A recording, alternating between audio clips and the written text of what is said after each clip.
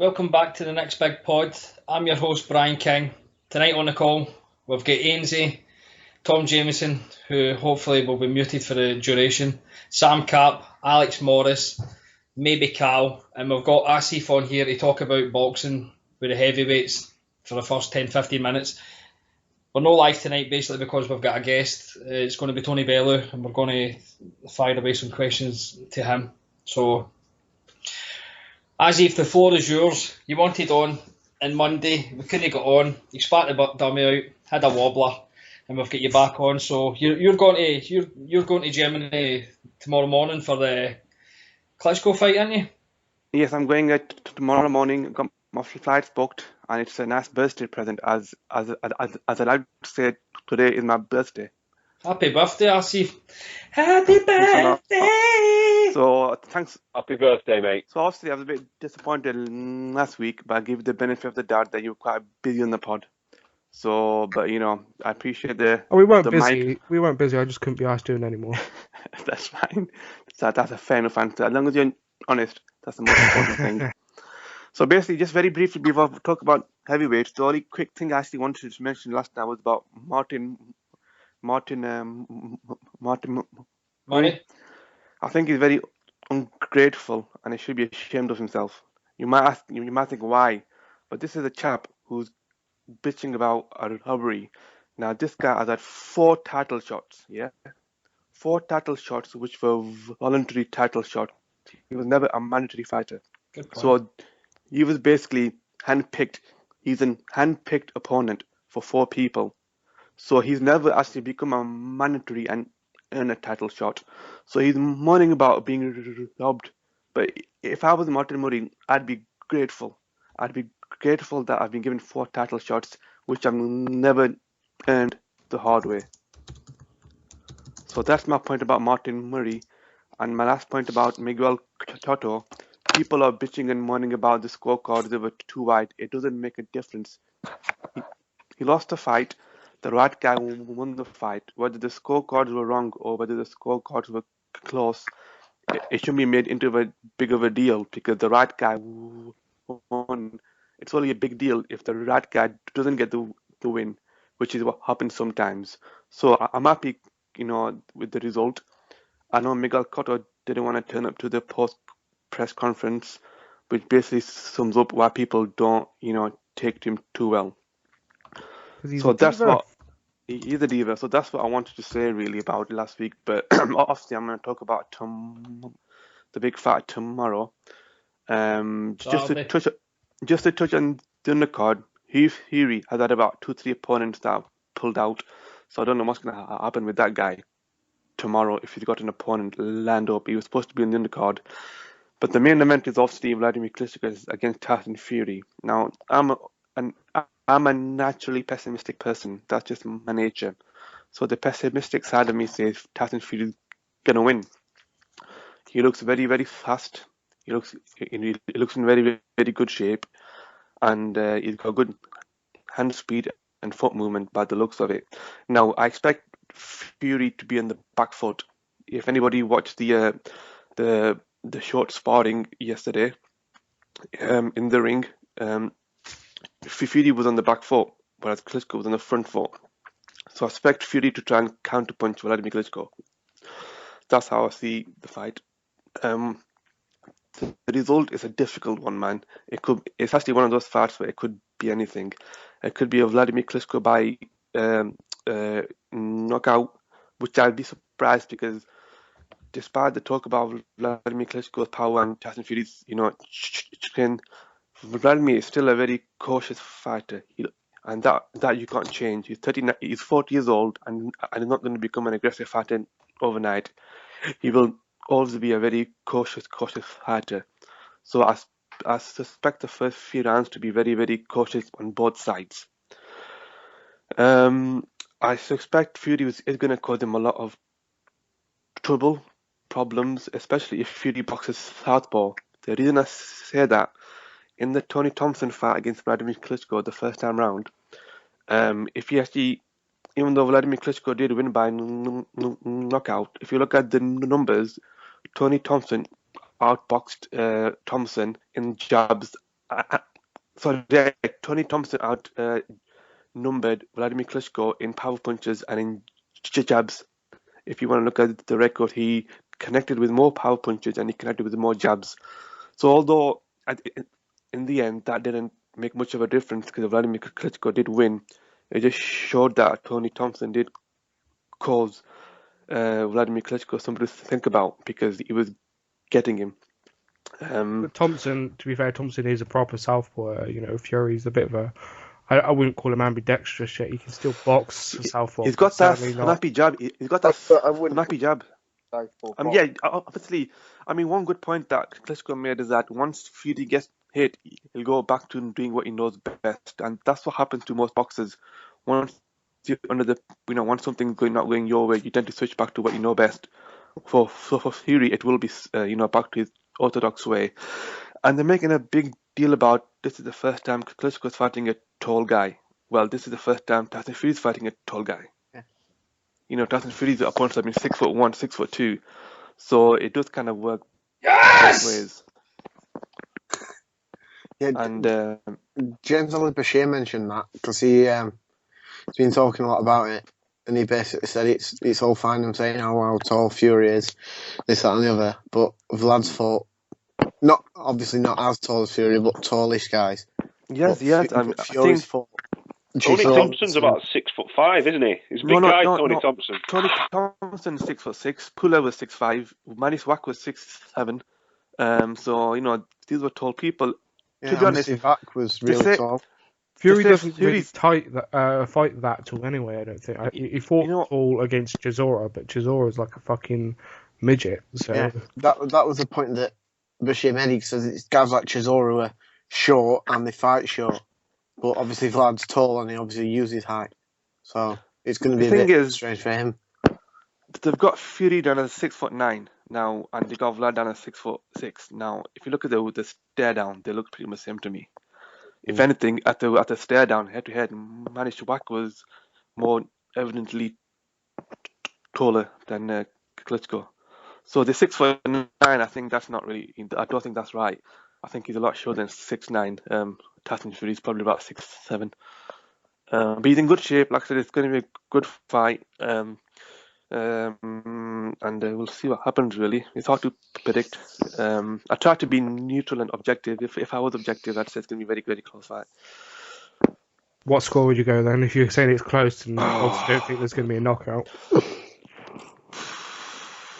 If Klitschko wins that point, it's going to be like, say, 116, 112.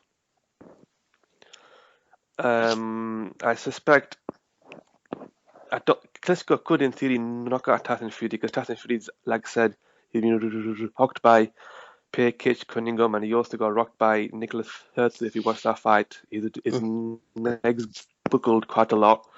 So, Tyson Fury's not got the best. I think his chin is the same, but he's a different fighter now. Tyson Fury is a lot more cautious himself. He's a lot more counter-punching.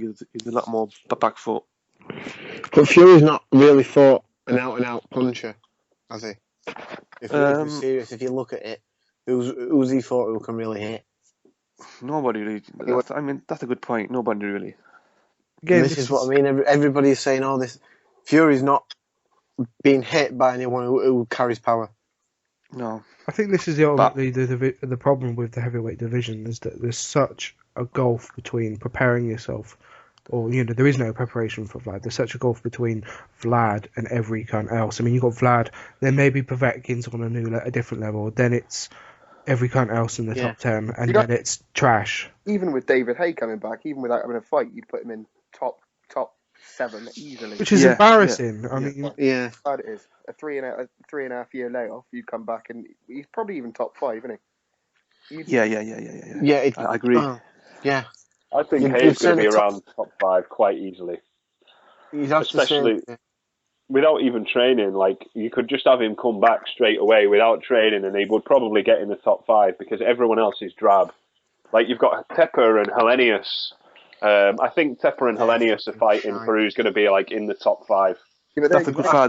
That's a good fight. It is. It's a very good fight. They're Euro level bums, Tom. They're anything, are they? Tepper, I think Tepper's a lot better than you're giving him credit No, for. Well, the winner of that is probably going to be Vlad's next opponent if Vlad wins. Yep. Well, he's been sparring Elenius. Doc, He's been doing a lot of sparring with Elenius. Doc, Thing Elenius is huge. His voice box got broken, didn't it? And he got punched in the throat by someone, and now he sounds like fucking. He's got the deepest voice in history. It's mental. Tom, no one cares. Yeah. It's pretty cool though. What do you make of Hay coming back? Do you think he can do anything? Well, I think he's going to knock out Mark Timori in the first round. That's first of all. Yeah. He's fucking dreadful. I mean, there's videos of him on YouTube fighting guys that are just the worst you've ever. He's like that. Remember that Tony Jetta from a couple of weeks back that you banked? Yeah. Guys like that he's been fighting is absolute trash. Thing is, you've got your journeyman like Jason Gavin and your Nicholas Hertha, but the Mori's been fighting are like people literally they must have come from work, just finished work and jump in the ring. Literally, he's fought no one. Well, the one video I saw of him, it was literally in like a school hall, and there was 7 people sat in there watching. Yeah.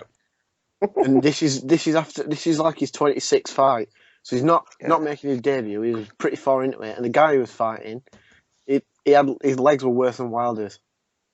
In his defense, though, he was a Don King promoted fighter, and about 6 months ago, there was rumors that he was going to fight Deontay Wilder instead of Johan Duhaupas because he was ranked 15 by the WBC. I mean, Mori somehow got some number 10 ranking in the WBA, so I assume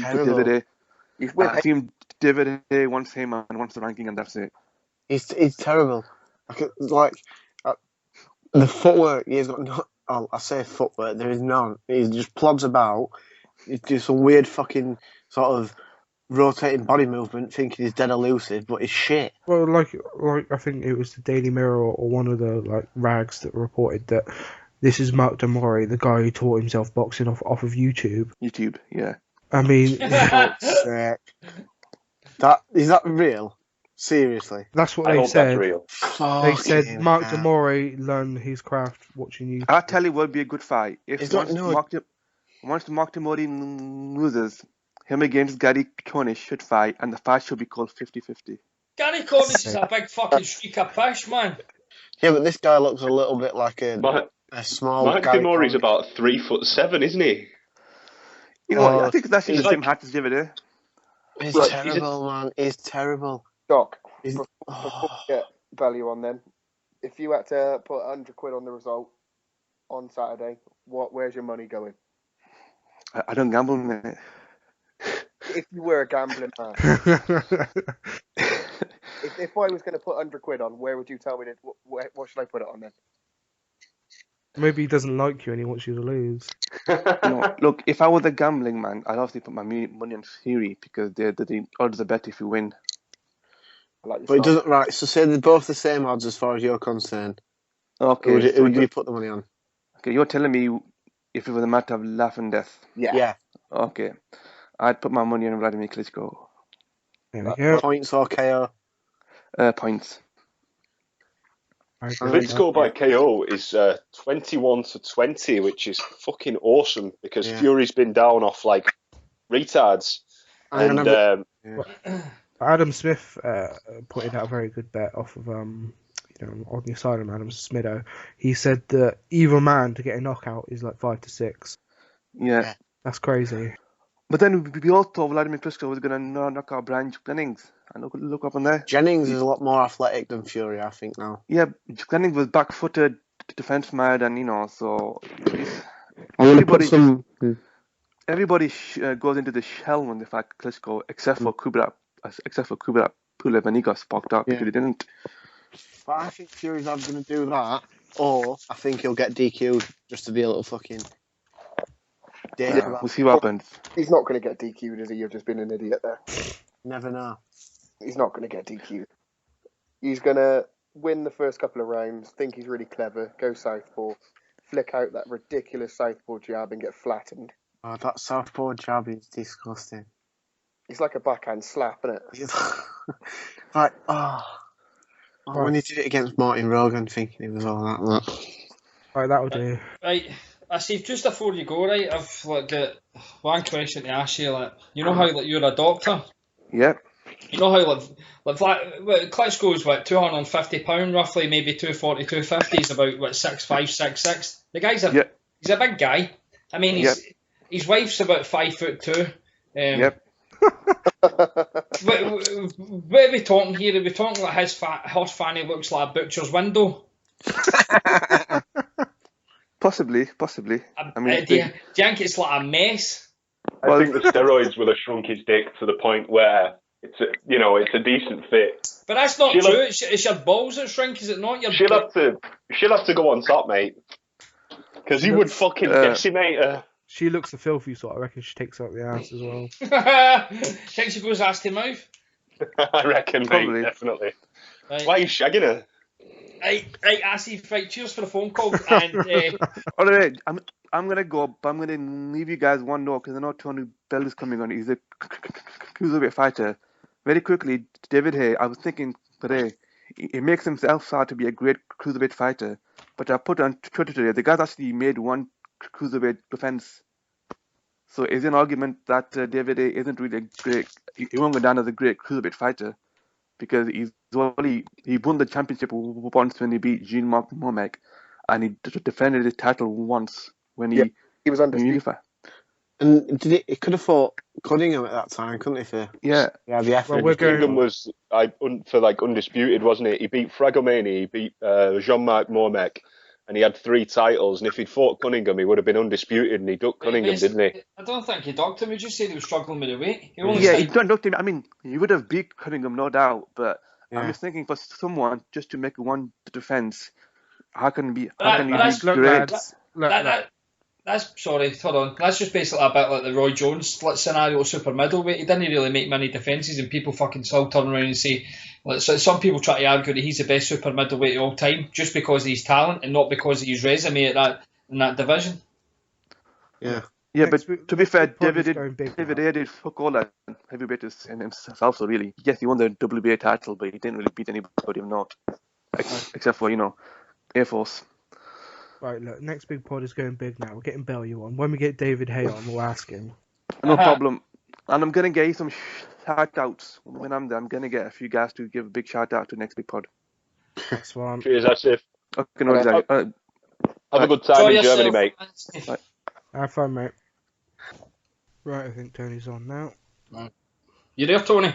Yeah, go on, mate. Fire away. Right.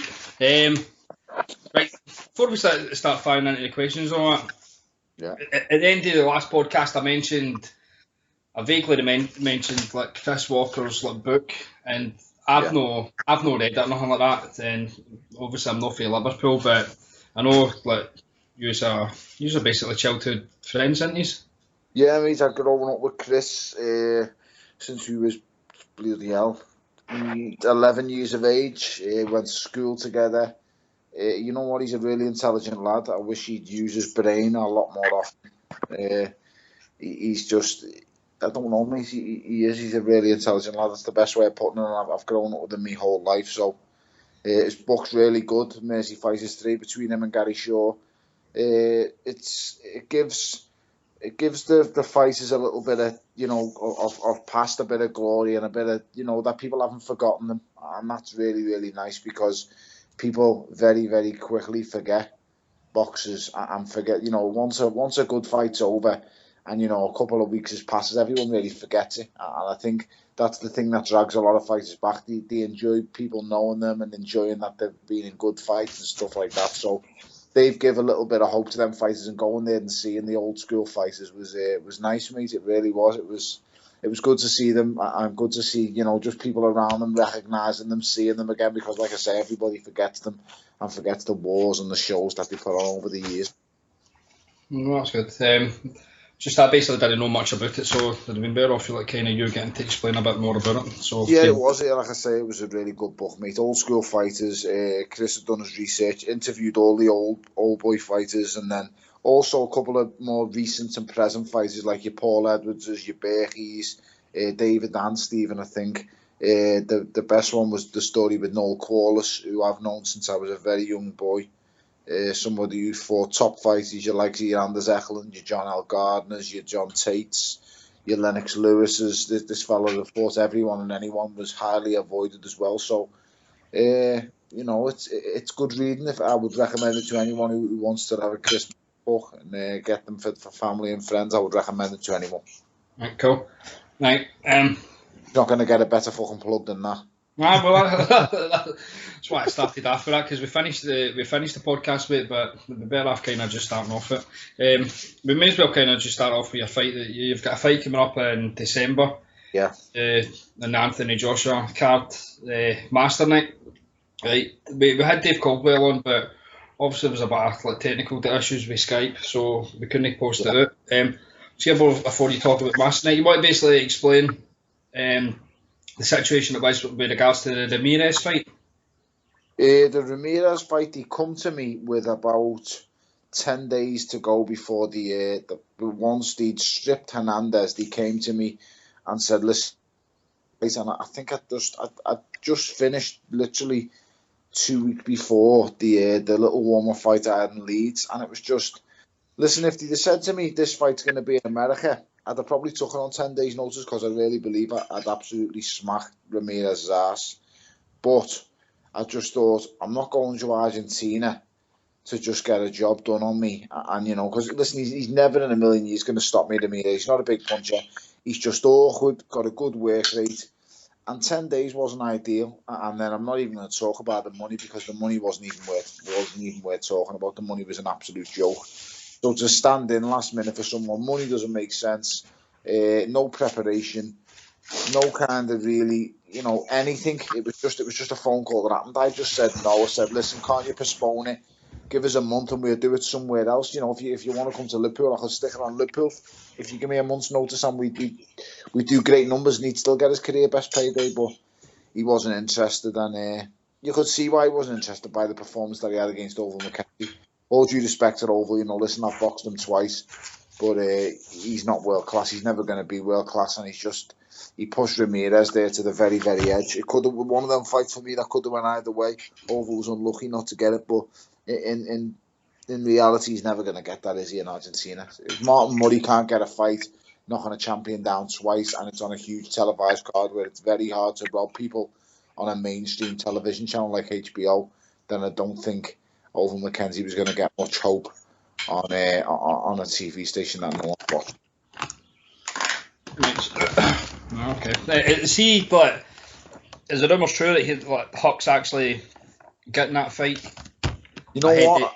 I'll be totally honest. Huck's offered him more money than what my people offered him, but I don't think. I thought he'd look at me and think it's someone he could beat, but it's obviously he's not looking at me. He doesn't think he can beat me, because I've offered them a huge amount of money, and Eddie should have said offered them a huge amount of money. Huck has offered him more money, but he doesn't want to fight again this year. That was the word from their camp. We wanted to make it for the 12th of December, and the word from them was he doesn't want to fight again this year. He was in camp for Hernandez for something stupid like 20 weeks because of the postponements and the way it happened. And all I keep hearing from their camp is they don't want to fight again this year, so it'll be next year, early next year. So would it's Huck tough. Would Huck not have to have a fight in the interim, because the IBF don't have the rule if you can't fight for their belt coming off of a knockout? I'm not too sure, but the dance would be with the IBF, because at the moment I'm just pissed off with these belts and organisations. If the truth be known, I just think it's a load of bollocks. Yeah, because I did the joke what's going on. So I'm not really interested now in fighting for interim titles or regular titles. I just want to fight a genuine world champion who everybody knows is a world champion. Oh, for fuck's sake, Tony, man, you've just basically fucking robbed me of one of my questions later on. I heard Masternak might be for some sort of eliminator. Is that true? Me and Masternak, well, there's that many organisations who want to label it for the final eliminator because it's such a high quality and good fight. Me and Masternak, lots of organisations have come to Eddie and said, listen, it can be a final eliminator for us, this or this. And I'd rather just say, like I said to Eddie, listen, just fucking make it for the European title. It's a genuine title. I'm sick of fighting for the interim titles. I refuse to fight for some belt that they call a regular belt. And like I say, mate, I'm not being laughed at by anyone. I'm not going to walk around and call myself a world champion when the fact is that I'm not. So, you know. So that is generally your opinion of the regular belt. So It is, mate. Listen, I'm raging, man. I would listen. It's each to their own. And what I will say is, from my opinion, and from where I'm coming from, I would fight for the regular title if they never had. So if Lebedev vacates his title, I'll fight happily for the WBA title. But I'm not going to fight someone for Lebedev's belt when he's just sitting there doing nothing and he's still calling himself champion. Do you get what I mean? It's So, go on. so you not say if Lebedev gets upgraded and then they Yeah. offer you a shot at the regular, but then it is with a proviso, yeah, if you win that, you're definitely fighting Lebedev, which is the way it should work, but obviously it doesn't. Would you? Yeah. Would you be happy to do it in that situation? I'll be totally honest. What I'd say is I'll take the fight, and I don't want to be labelled anything. I just want to fight Lebedev. Yeah. That's what I'd say. In all due respect, if they want to give me some kind of belt, I'd say yeah. But I'd be first to say straight after the fight, I'm not a world champion. Would you be willing to travel for these fights if need be? Listen, I'm willing to travel as long as it makes financial sense. That's the best way of putting it, because I learned my lesson in Canada. Listen, I'm not going to make excuses and say this, and this. I lost fair and square. I believe I've only ever lost one fight fair and square, and that was to Adonis Stevenson. I got my ass slapped well and truly. It's just one of them things. But listen, what I will say is if I could fight that fella at the weight I'm at now, I don't believe I'd be getting my ass slapped like I did when I was in Canada.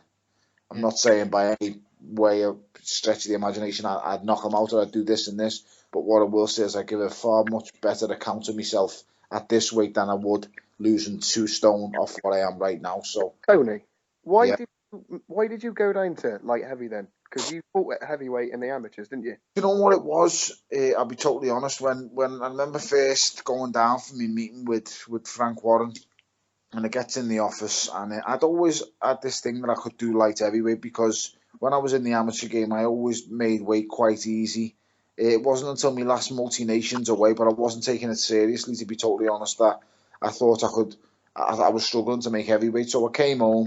I dedicated myself. I had it in the back of my mind I was going pro, but I was still on the GB squad. So I thought, you know what, I'll just do a 10-week diet and I'll keep it to myself and I'll not tell no one. And I'd done a 10-week diet and I got my body down. I didn't eat one bit of shite for 10 weeks. And I got my body down to, I think it was 13 and a half stone. And I remember thinking, I've still got a little bit of fat on me. And I was young at the time, I was like 26, 27. And I was thinking, I've still got a bit of fat on me. Listen, I think I can do it. And listen, in hindsight's a great thing, but when I looked at the light heavyweight division, I thought to myself, I can pretty much fly through them, because I want to be fast tracked in the professional game. Because I was an amateur who had a lot of experience. I'd fought for my country all around the world.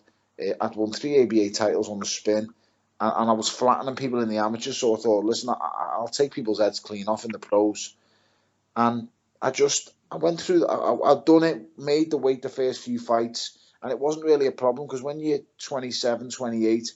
Your body's still got that metabolism where you're losing weight every single day. I'd lose 6 pounds each session in the gym. Don't get me wrong, a lot of that's water and you put it back on, but I could do crazy amounts of weight in the gym. And then as soon as I hit like 28, 29, I started having problems then. I think my first time I really, really struggled making 12 stone 7, I would say, let me think. I would probably say the writing was on the wall for the first Oval Mackenzie fight. I'd started losing weight by using things like Albaline, serious amounts of sweatsuits and stuff like that. So the writing was on the wall from then. Then, I was worried and I thought my time, me days are numbered at light heavyweight. That's what I basically thought. But then there'd be some fights where I'd go, you know what, I'd done it quite easy. Like when I fought Edison Miranda, I didn't have no problems with weight at all. Don't ask me why, just sometimes I'd do it okay, sometimes I couldn't. And then I'll be totally honest, after making weight for the Stevenson fight was the worst ever. I mean, I couldn't even explain what I went through to make that weight. I mean, I made 12 stone 7 pound on the Wednesday. I phoned my dietitian and said, listen, I've made the weight on the Wednesday. And he said, okay. He said, I said, what do I have to eat? And he said, I have 2 breasts of chicken and a bottle of water, 500 ml of water. I ate the 2 breasts of boiled chicken the 500 ml of water, and I gained £5. I couldn't lose that £5. Now that shit doesn't even weigh £5. If you put that food that I've just said on a set of scales, it does not weigh £5. I gained £5, and I couldn't get it off until the morning of the weigh-in. I'd trained half a dozen times between eating that 2 breasts of chicken and that water on the Wednesday till the weigh-in on the Friday, and it wasn't coming off until Friday morning. I had to get in a bath that was so hot that it burnt the arse off me. I think that's the best way of explaining it, mate. I was lying in a bath, and I remember watching Kevin Hart on the iPad, watching him tell jokes while I was getting in a red hot bath, and I remember laughing and crying. I'd say it's the closest I've ever come to a breakdown.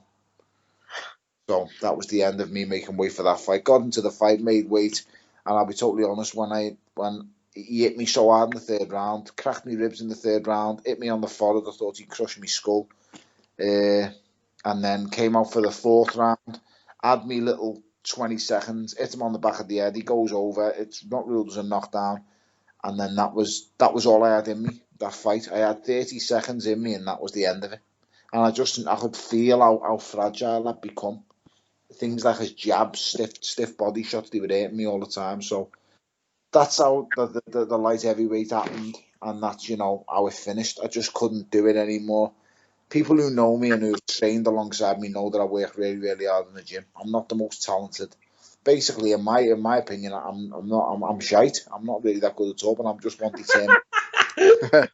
I'm a determined hard fucker who won't give in, me. That's basically that line. That's just me. I'm an horrible bastard who won't give in. But See, on you go, Paul. I never noticed, but I watched the fight you had with John Lewis Dickinson in the amateurs earlier, and I noticed just from looking at your face in that fight to any single one of your fights when you're at light heavyweight, and you literally look like a ghost. I know. It's meant like people who know me understand. Like the first thing that I always remember, the first time Dave Caldwell, Dave's known me for nearly a decade, and he said to me, I can't believe what you look like. That like David Day, who'd sparred with me when I was an amateur.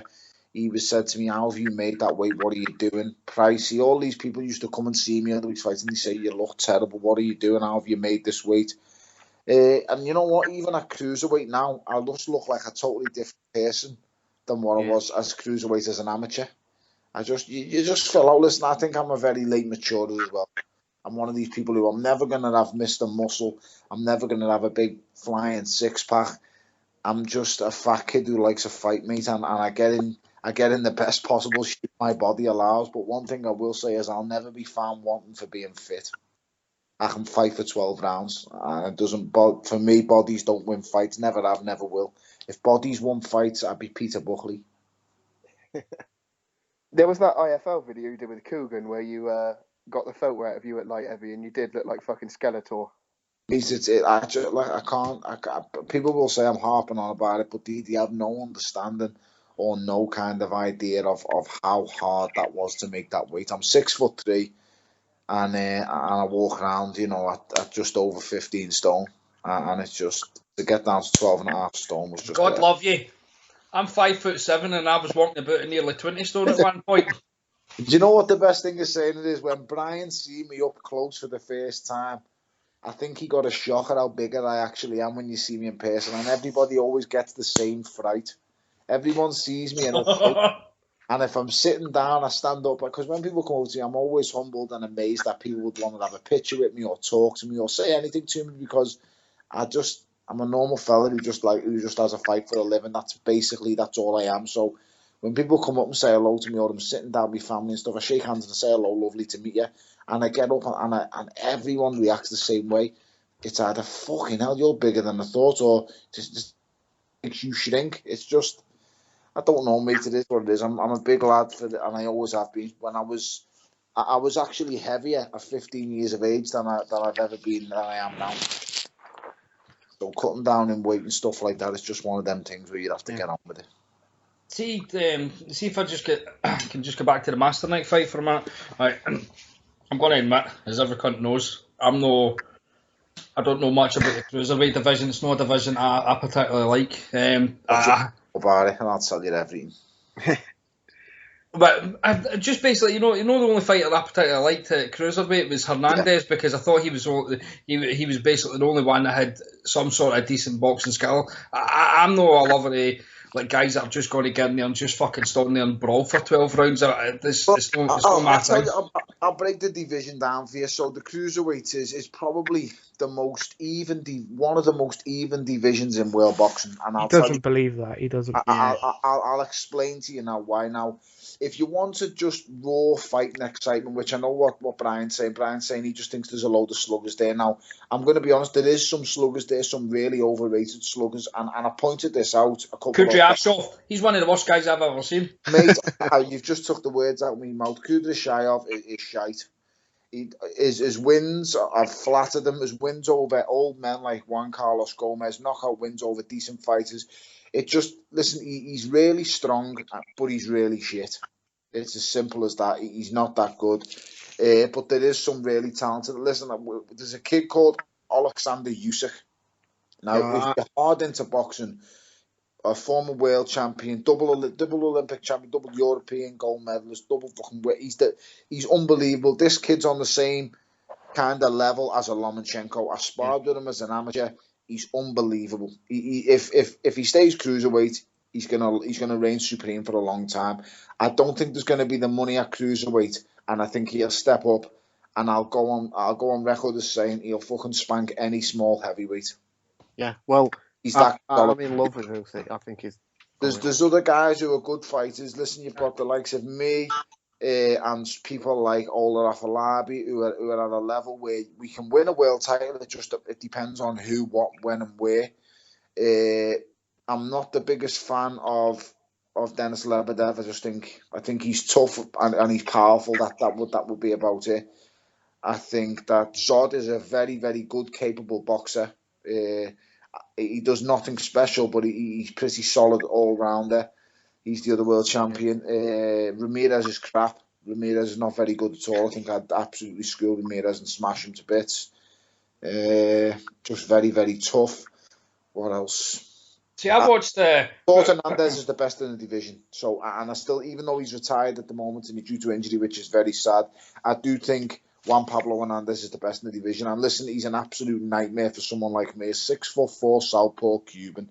I mean, you couldn't fucking write a horror movie any worse for someone. But he didn't really fight like a Cuban, though. That's what I liked about him. He kind of engaged a bit more. And he does engage, but you see what it is with him is he's more spiteful than other Cubans. He's got a little bit more viciousness to him. So when he sees a guy hurt, he finishes them and he wipes them out. Whereas a lot of Cuban guys are happy just to point score and rattle your head a few times and just win. He's got a little bit more nasty temperament about him, so that's better for professional boxing and viewing figures. He got fucking battered off Troy Ross though, didn't he? And then got a gift, like a proper bad gift. It's one of them. In Germany, these things can happen, but I'm sure he had Troy Ross down as well. He did, but Ross had him down twice, I think, didn't he? Yeah, he's vulnerable. That's the only thing in his armour is he's a little bit vulnerable, and the only loss in his career was to Wayne Braithwaite by knockout. To be fair, he should have a lot more, considering he's had quite a few close ones, I think. Yeah, he has, and he's had his hand raised on a couple of them close ones in his favour. So I mean, everybody knows the situation in Germany. Hook is still a viable name, but after the loss to Glowacki, I'm happy to face Glowacki. Listen, I'll be totally honest. I hate southpaws, but if it means me fighting someone to say, listen, I'm world champion and I'm the best fighter in the world, I'll do it. It's just one of them things. You can't pick who you want to choose. You can't pick who's world champion. You just got to fight whoever's world champion, and that's it.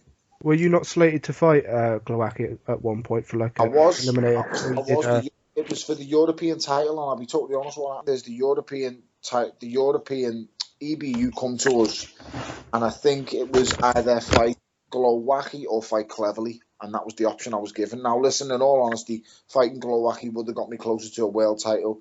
It would have been for the European title, but as you know, business-wise and personal-wise, more than anything, forget about money or what was earned.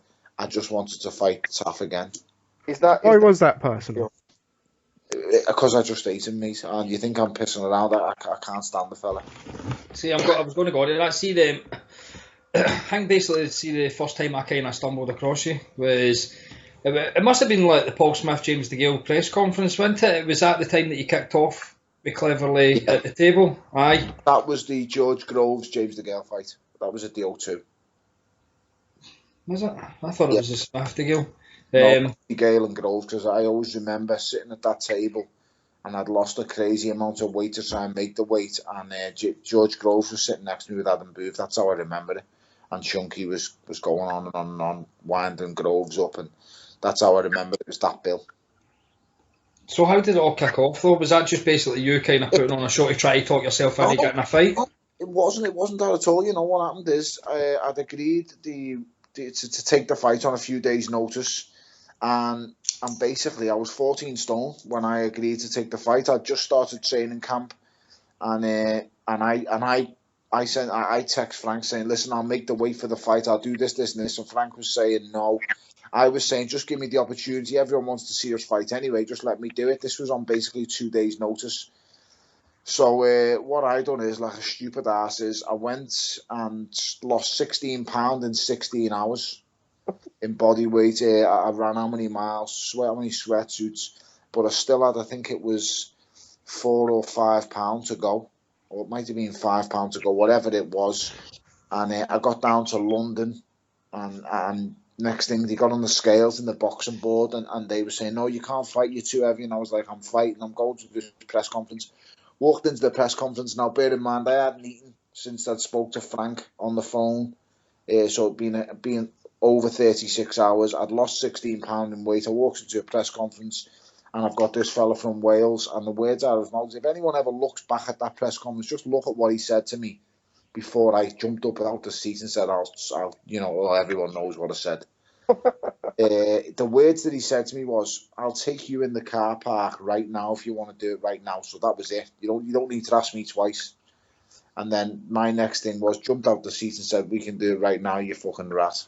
And that was it, mate. And it stuck from there. So listen, you try losing 16 pounds in 16 hours, and then some fucking idiot telling you he's going to take you in the car park right now. It's not best advisable. I've never lost my rag like that since then. But Surely he was just trying to hype the fight, though. was I trying to hype the fight? No. No, I mean Nathan. Him.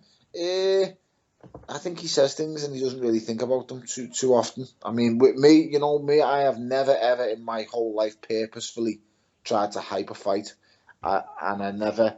People think I sometimes pre-plan things that I'm going to say before or after fights and stuff. I don't. I just open my mouth and shit just comes out. Sometimes it makes sense. Sometimes it doesn't. Sometimes I can be well behaved. Sometimes I can't. I'm basically. I just don't know what's going to come out my mouth, and I don't know what I'm going to do sometimes. After you said something like one of your more classic lines, do you ever get back and you see it on Sky Sports News or something? Go, Cringe. what did I say that for? Yeah, loads of times. Loads. I'll put on. You'll see if you follow me on Twitter. You'll see sometimes I'll write something on Twitter, and then 10 minutes later I'll delete it because I'll think, what am I playing at?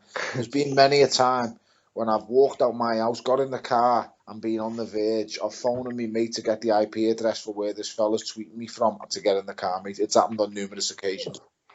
Probably not like.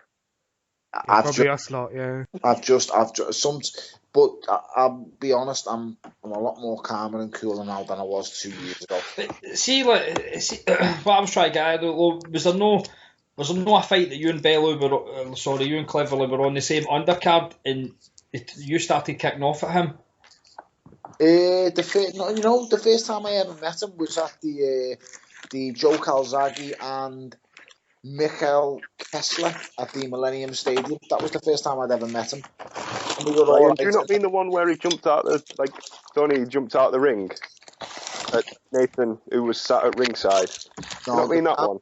Time I went to get out of the ring to him, that was the fight before we fought. That was when I fought Dos Santos and he fought that kebab shop owner. That was on a bill called Collision Course, I think. That was it. That was the one in Liverpool Echo Arena. Yeah. And you tried to jump out the ring Yeah, Got halfway out and then jumped back into the ring. Yeah, once he put his hands up once again to me, and I put me. If people watch, I'd step my foot out the ring, and before I could try and step the rest of my body down into the ring, I just got a little nudge, and my mate was behind him saying, "Lad, get back in the ring. Don't make a twat of us." And the friend who was saying that to me was someone who I respect, and so I took his advice and got back in the ring.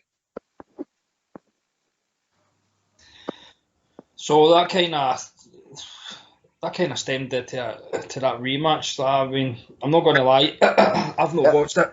It was a shit fight. You don't want to watch it. I can only apologise for anyone who's listening who paid for it. But listen, what I will say is, and I'm not making excuses or anything like that. You see, now you'd almost be fans of some great fighters out there, and you know, when you see the likes of your Lomachenko's and your Rigondaus and all these great fighters, do you ever think it's when they fight like someone like? Have you ever seen when a really, really top level fighter fights a really good journeyman? Do you know what I mean? And this top level fighter can't stop this top level journeyman, and that is basically how it felt when I fought him in the second fight, because he's been a world champion, regardless of what people think. He's a good fighter. He's been a good fighter, but when someone like him comes into a ring and his sole ambition is to survive, it's got to be the most frustrating thing that you could ever believe. And also, because I knew him so well and studied him so well, it's the only outcome that I could never have envisioned. I was in the fight and I remember thinking, he's throwing jabs at me. That's all he's doing. I was waiting for him to rattle a combination off so I could just sling me left hook onto his chin.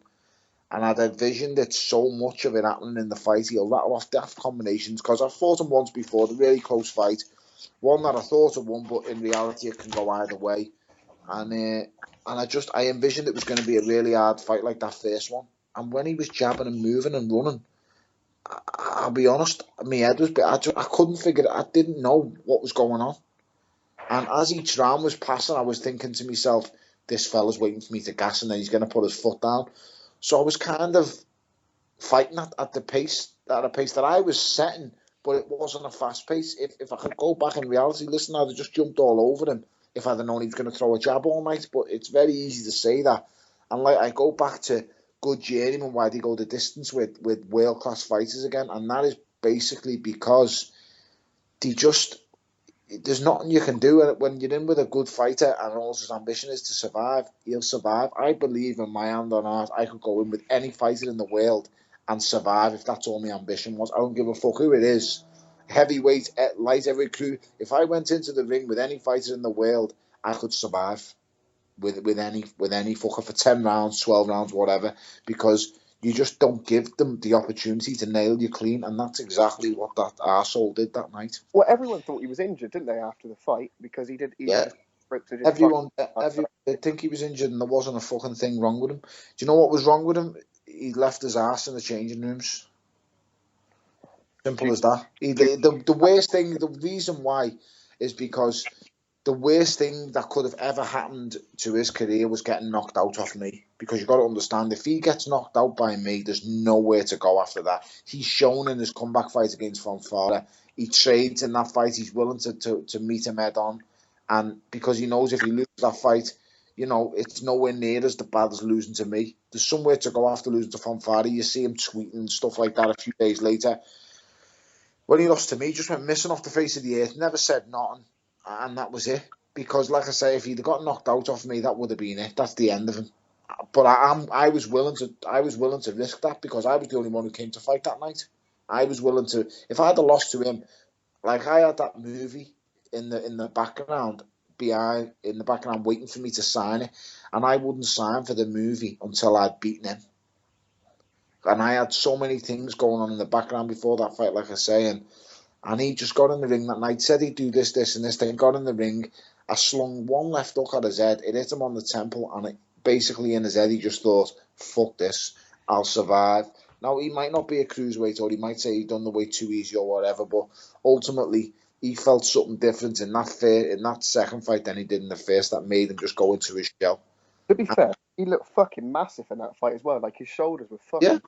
Listen, he did. he's an athlete, isn't he? Yeah, that's what you kept calling him. Cruiserweight athlete, was it? He's an athlete, but this at the end of the day, it's been and gone now. It's done with, and you know what? I hope he does. I hope he does all right. You know, I don't like him. I think he's an absolute wanker, but I don't wish any bad on him. I've beat him. I've done. What happened is what I said in the first fight all along. After that first fight, you'll see the best of me. You know, going up a weight, and I believe I beat him in the first fight even then. But in the second fight, I proved I was a better boxer than him, I'm a bigger puncher than him, I'm stronger than him, I was fitter than him. All the things I said I'd be, I was in the rematch. And all the things he said he'd do, he didn't do. And it's like I became the worst man in the world after that fight because it was pay-per-view. I didn't ask for it to be pay-per-view. You know, but for fights like that to happen where everyone wants to make money, they have to be that way, and that's just the way it is.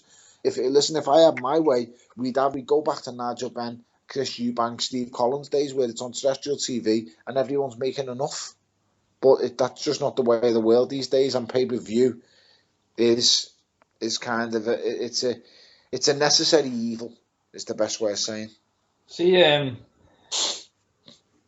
so just mentioned that pay per view there. That kind of fucking lost my train of thought there because I was going to go in a rant about hair now. But go on. What you think? What rant about what, Alec? What about that? No, I'll get back to that. But I was just want to get back to the fight. Like, granted, I'm a bit ignorant here because I've not seen the fight, but I can remember like Dave Caldwell tweeting stuff after it because I was away and I came back and he was saying stuff about like cleverly, and I just said, do you not need to take a bit of responsibility here? If this guy was just lying up against the ropes for the full duration of the fight, that you should have basically trained your own boxer to be able to kind of like shift angles and all that to go to the body. Is that surely not some sort of tactic that you could have worked on? And he's like. If you watch the fight, I did actually do that. I put him on the ropes. I turned them off, turned them on angles, hit him with right hooks, left hooks. Just like I say, I just couldn't hit him with anything clean. And every time I hit him to the body, I did them little squelching noises that he'd make. But I can't emphasise enough. I'm not joking when I say this. I could survive with any fighter in the world if my sole ambition was to survive. It's not possible to knock out someone who's been a world champion, defended his world title numerous occasions. If he doesn't want to have a fight, it's not possible. Guys get knocked out. Have you ever seen a guy get stretched or knocked clean out who's just purely come to survive? Because it's very rare that I've seen it. You only see guys get knocked out or stop when they've got ambition to try and hurt them as well. When two guys are trying to hurt each other, someone generally gets knocked out. But when one guy comes to survive like these journeymen do, they usually do survive the distance, especially good ones. And to be fair, Nathan Cleverly is far, far, far better than any good journeyman out there. Did you worry at all when you had it was a split decision, thinking that they'd... Well, you know, I'm always played to be the bad guy, aren't I? And I think... So it always does cross me mind when I go to point decisions. I'm never going to get it. Listen, I've been in a lot of close fights in my career, and I've never been given one. And that Cleverly rematch wasn't even close. No. So to get it on a split decision, everyone who watched the fight knows I won hands down. I think I lost 2 rounds, and that was basically because I just watched them throwing a jab with shock and amazement. Yeah, they didn't really do much. I didn't really get how he could get that scorecard. It was a strange one as well. Like, wasn't it? Yeah, but what you have to look at then is what for me is you always have to look into these referees and judges, because these referees and judges, when Sky Sports get behind a big event, it's fucking plastered all over the TV. So any man who's going home and watches telly, these judges or these officials, they see it, don't they? And it's very easy for a picture to be painted like, listen, I'm watching the telly, and if you're watching the telly now, if just say for instance the Tyson Fury Klitschko fight, imagine the judges were sitting, one of them lived in England and he'd been watching the build up for this fight all for the whole way through. He's going to be thinking, isn't he, that Vladimir Klitschko's a lovely guy, such a genuine man, he's a model professional, and then look at this big fucking clown. That's what you're going to be thinking, aren't you? But they don't really know the fighters, and they shouldn't really be allowed to watch and judge people, because without knowing them, they're judging these fighters. And Tyson Fury's not like that at all. I know Tyson. I've known him for a long time. The kid's an intelligent lad, and he's a down to earth kid. Listen, he's playing to the hype because that's what sells. That's what got him where he is, and that's what's going to make the lad a lot of money. And and it should officials should be. Listen, I'm not saying you should lock them up in a safe for a month before a fight, but they should just be. You shouldn't be allowed to have access to all these things because, like I say, me and Cleverly is a perfect example of I'm painted to be the bad guy. That judge who scored our fight, so who scored the fight for him, is just having a fucking laugh. Do you not think that sort of as well mirrors what happened with Shotton Groves the first time? Because that's what Groves said a lot. He said all the build up they've just been saying how it is. Got this big iron chin and he's all chinny, and then he gets there and gets stopped. Yeah. It's that what are his mentality? Don't I fully listen. I'm not George Groves' mate, but I fully agree with what he says there. Because what's happened is they've bought into the hype that Carl Froch is a warrior and can take absolutely anything. It's like a Choro Gatti as well. He used to get it. Could you ever make a case now? You've obviously seen the man rest in peace. A Choro Gatti and Mickey Ward. I think it's round 9 now. Yeah, not a man in the world of boxing that wouldn't have got stopped. When he runs in and he puts his left hand on his throat and marches him back to the ropes and slings a right hand on his chin, I swear he's basically asleep on his feet. And no other fighter in the world would have been allowed to continue at that point. Achoro Gatti was allowed to continue past that point purely on his reputation. Yeah, I saw there was I think it might have been Legendary Nights scene on that, and Cappuccino, he was saying he didn't want to stop it because he didn't want to be the one who ruins the legacy. Fight, who ruins the legacy in the great fight. And like I say, in hindsight, it was right for him not to stop it. But I'm telling you now, could you imagine it? Ward and Gatti happened in England, it'd be fucking stopped after 2 rounds. Yeah, like Corrales, Castillo as well, stuff like that. I'm all for the safety of fighters first and foremost, but sometimes, like you seen the Masha Dodd fight the other night. Now, and the George Groves and Carl Froch fight, the first one, a fighter should never be stopped with his back to the referee. That's just referees just need to. If a referee stops a fight and the fight goes back to him, he needs to be strangled straight away. The referee, simple as that. Sorry. Feel like the quality of officiating in this country then is pretty shit. No, because you know what? I'll go on record as saying I think Victor Loughlin's the best referee in Europe. So not all the officials are bad, but there is some decent refs. Listen, on a law of averages, every referee's going to have a bad night, innit? You know what I mean? If a referee referees 400 fights, 10 of them he's going to have shit nights. 10 out of 400, you know, what's the fucking... Ian John Lewis has fucking 10 every night. Yeah.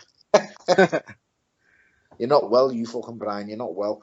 No, listen, some referees do have more bad nights than others, and there is some bad officiating in our country at times, but on the whole, I would say, you know, like I say, Victor Loughlin's the best referee for me in Europe. I think he's a brilliant ref. I very rarely see him get it wrong. I'm trying to think of other referees who come to mind. Steve Gray, I've always known. He keeps himself out of it. Steve Gray is very fair. That's what I will say about him. Maybe not be the firmest, but he's definitely fair. It's the thing, but because when I'm watching it, I try to. The way I see it is, I don't want to notice that the referee's is there too much. If you notice the referee's there, then for me, the 2 best referees that I have seen and been close around is the referee who stopped my fight against Adonis Stevens, and I reckon he's probably the best referee is in the world. And for the life of me, I can't think of his name. It might be Michael Griffin. It might be Michael Griffin. Yeah, that's the one. Michael Griffin. I think there's about 5 or 6 referees who are classes are saying, listen, they're probably one of the best guys in the world. Is that the boy that refereed the Golovkin fight not long ago? Yes. I think Griffin's one of the best referees in the world because even though he stopped me on my feet, he was perfectly right to do because the next punch probably would have left me fast asleep. But going back to Victor Loughlin, very good referee. Steve Gray over here is a good referee. There's some brilliant referees in America, but you know we don't get to see American fights enough anymore, do we? No, but it's like Kenny Bayless. I always thought was a pretty solid ref, and then obviously after the Maidana fights, we may have sort of got thrown under the bus a little bit. Well, you see, like I say, Kenny Bayless is a fantastic referee, but every referee can have a bad night, mate. Yeah, it's called human error. It's like some referees who are brilliant football referees. They have a bad day, mate, and it can happen. It can happen to anyone. If you're human, mate, you can make a mistake.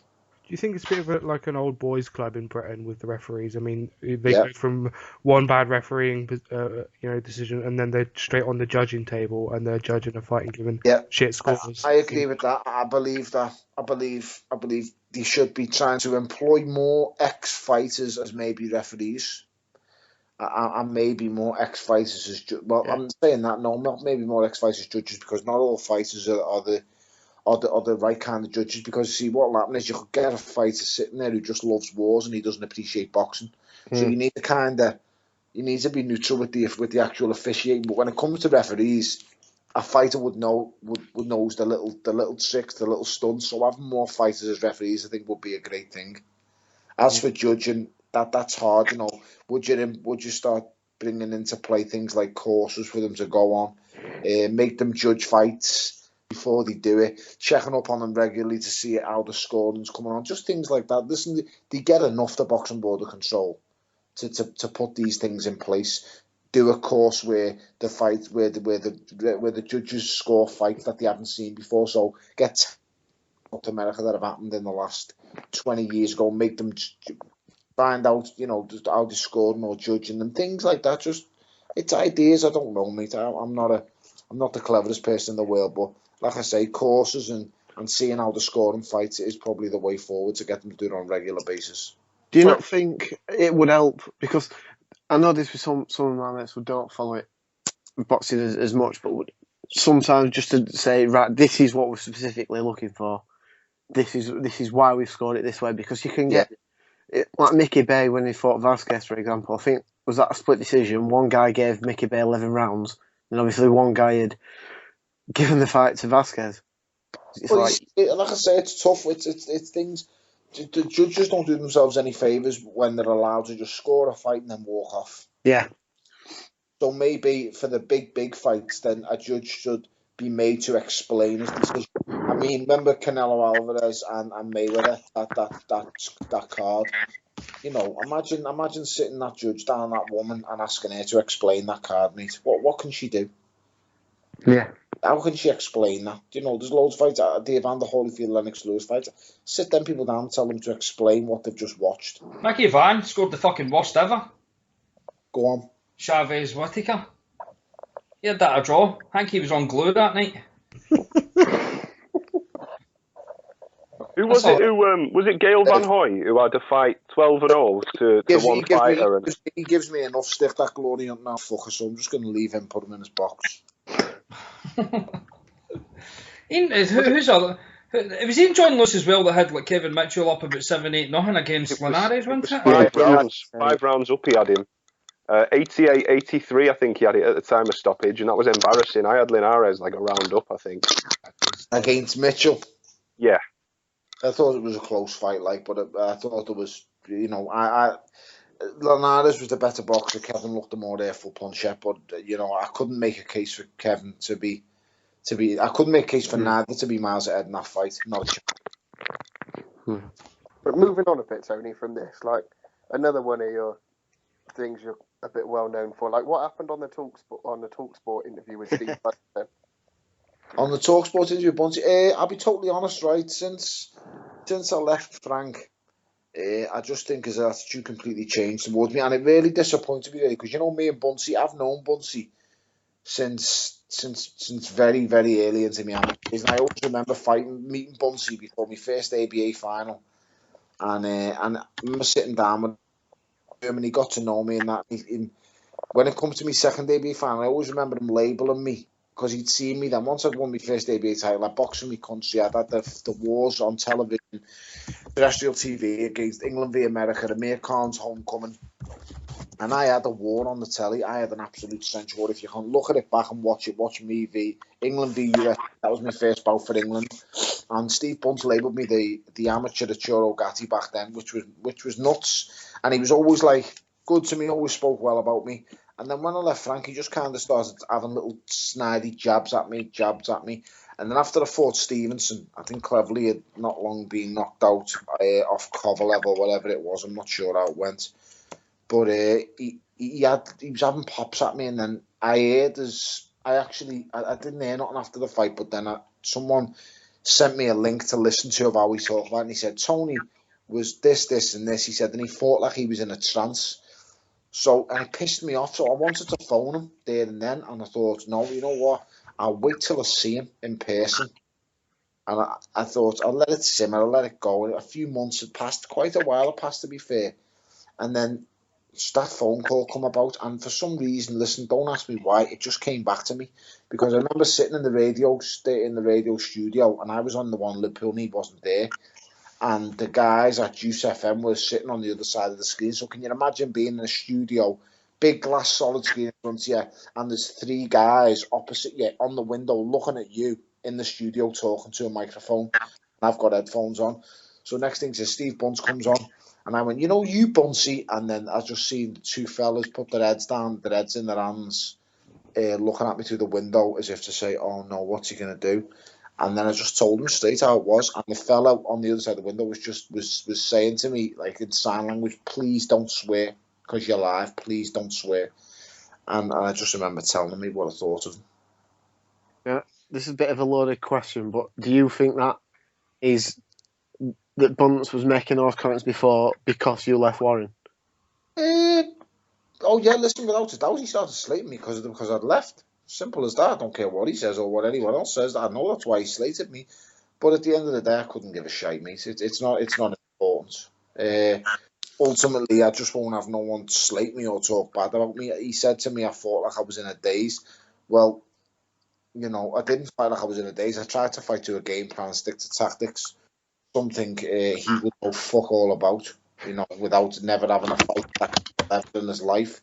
So I'm not one of these people who just thinks, oh, listen, you've got to be a boxer to talk about boxing. No, I don't, because I talk about football. Yeah. I'm not a professional footballer, but what I will say is you can't question me tactics and can't question how I fight unless you actually had some kind of understanding of why I was doing it or what I'd done. He had no understanding whatsoever, so he couldn't question my personal game plan or what I was trying to do. My game plan in that fight was to stay the fuck away from him for 6 rounds, and because he loads up on every punch, I was praying to God that he'd tire. I knew his punch resistance wasn't the best, so I was hoping to God he'd tire, but lo and behold, I never had a fucking ounce of energy in me anyway, so I should have just, looking back, I should have just went out and saved it from the first round, but I think it's highly embarrassing getting knocked out in the first round. So, you know, in hindsight, should I have gone? No, I should have just done exactly the same way I did, because I'd be highly embarrassed to get starched in 1 round.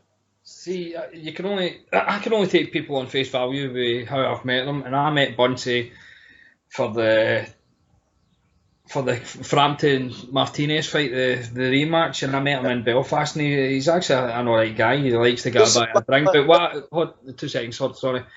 What I noticed though, that for the minute that Cal left Box Nation, he's always kind of getting wee snidey digs in with regards to it. Like we used to be good pals with Cal and all that, and now he doesn't talk to his enemy, and I was like, you know what? I was like, this is probably the reason why Barry McGuigan will not come on, because we know Barry McGuigan can be awkward.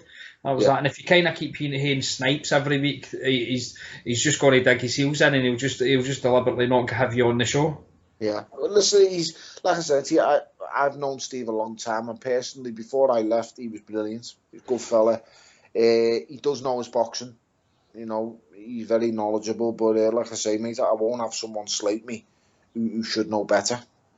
And I still haven't seen him in person, but I've got no real issue. I told him what I thought of him, I put him straight, and that's the end of it. If he'd like to see me and then find out what the problem is, or tell me what he thinks, then fine, so be it. I'm happy to sit with him or stand with him and talk to him and tell him exactly the same to his face what I told him on the phone.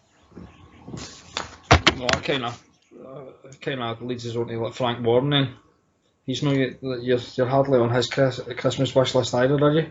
No, mate, I'm not. But it's in the past, then it's gone now. And what can I say? We had our disagreements, we had our disputes, and it's over and done with.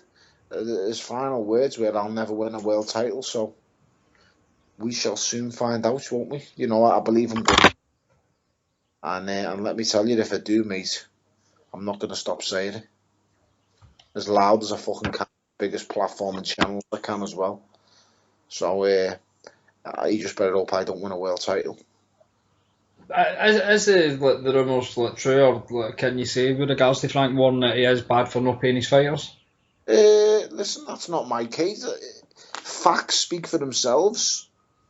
Simple as that. Facts speak for themselves, mate. Everyone's seen the pictures or the stories or the press things. So that's basically all I could say. There's nothing I can say, because I don't know the fighters who have or haven't been paid. I know that, Joe Calzaghe was left short of a lot of money, because that's public knowledge. But it is what it is, mate.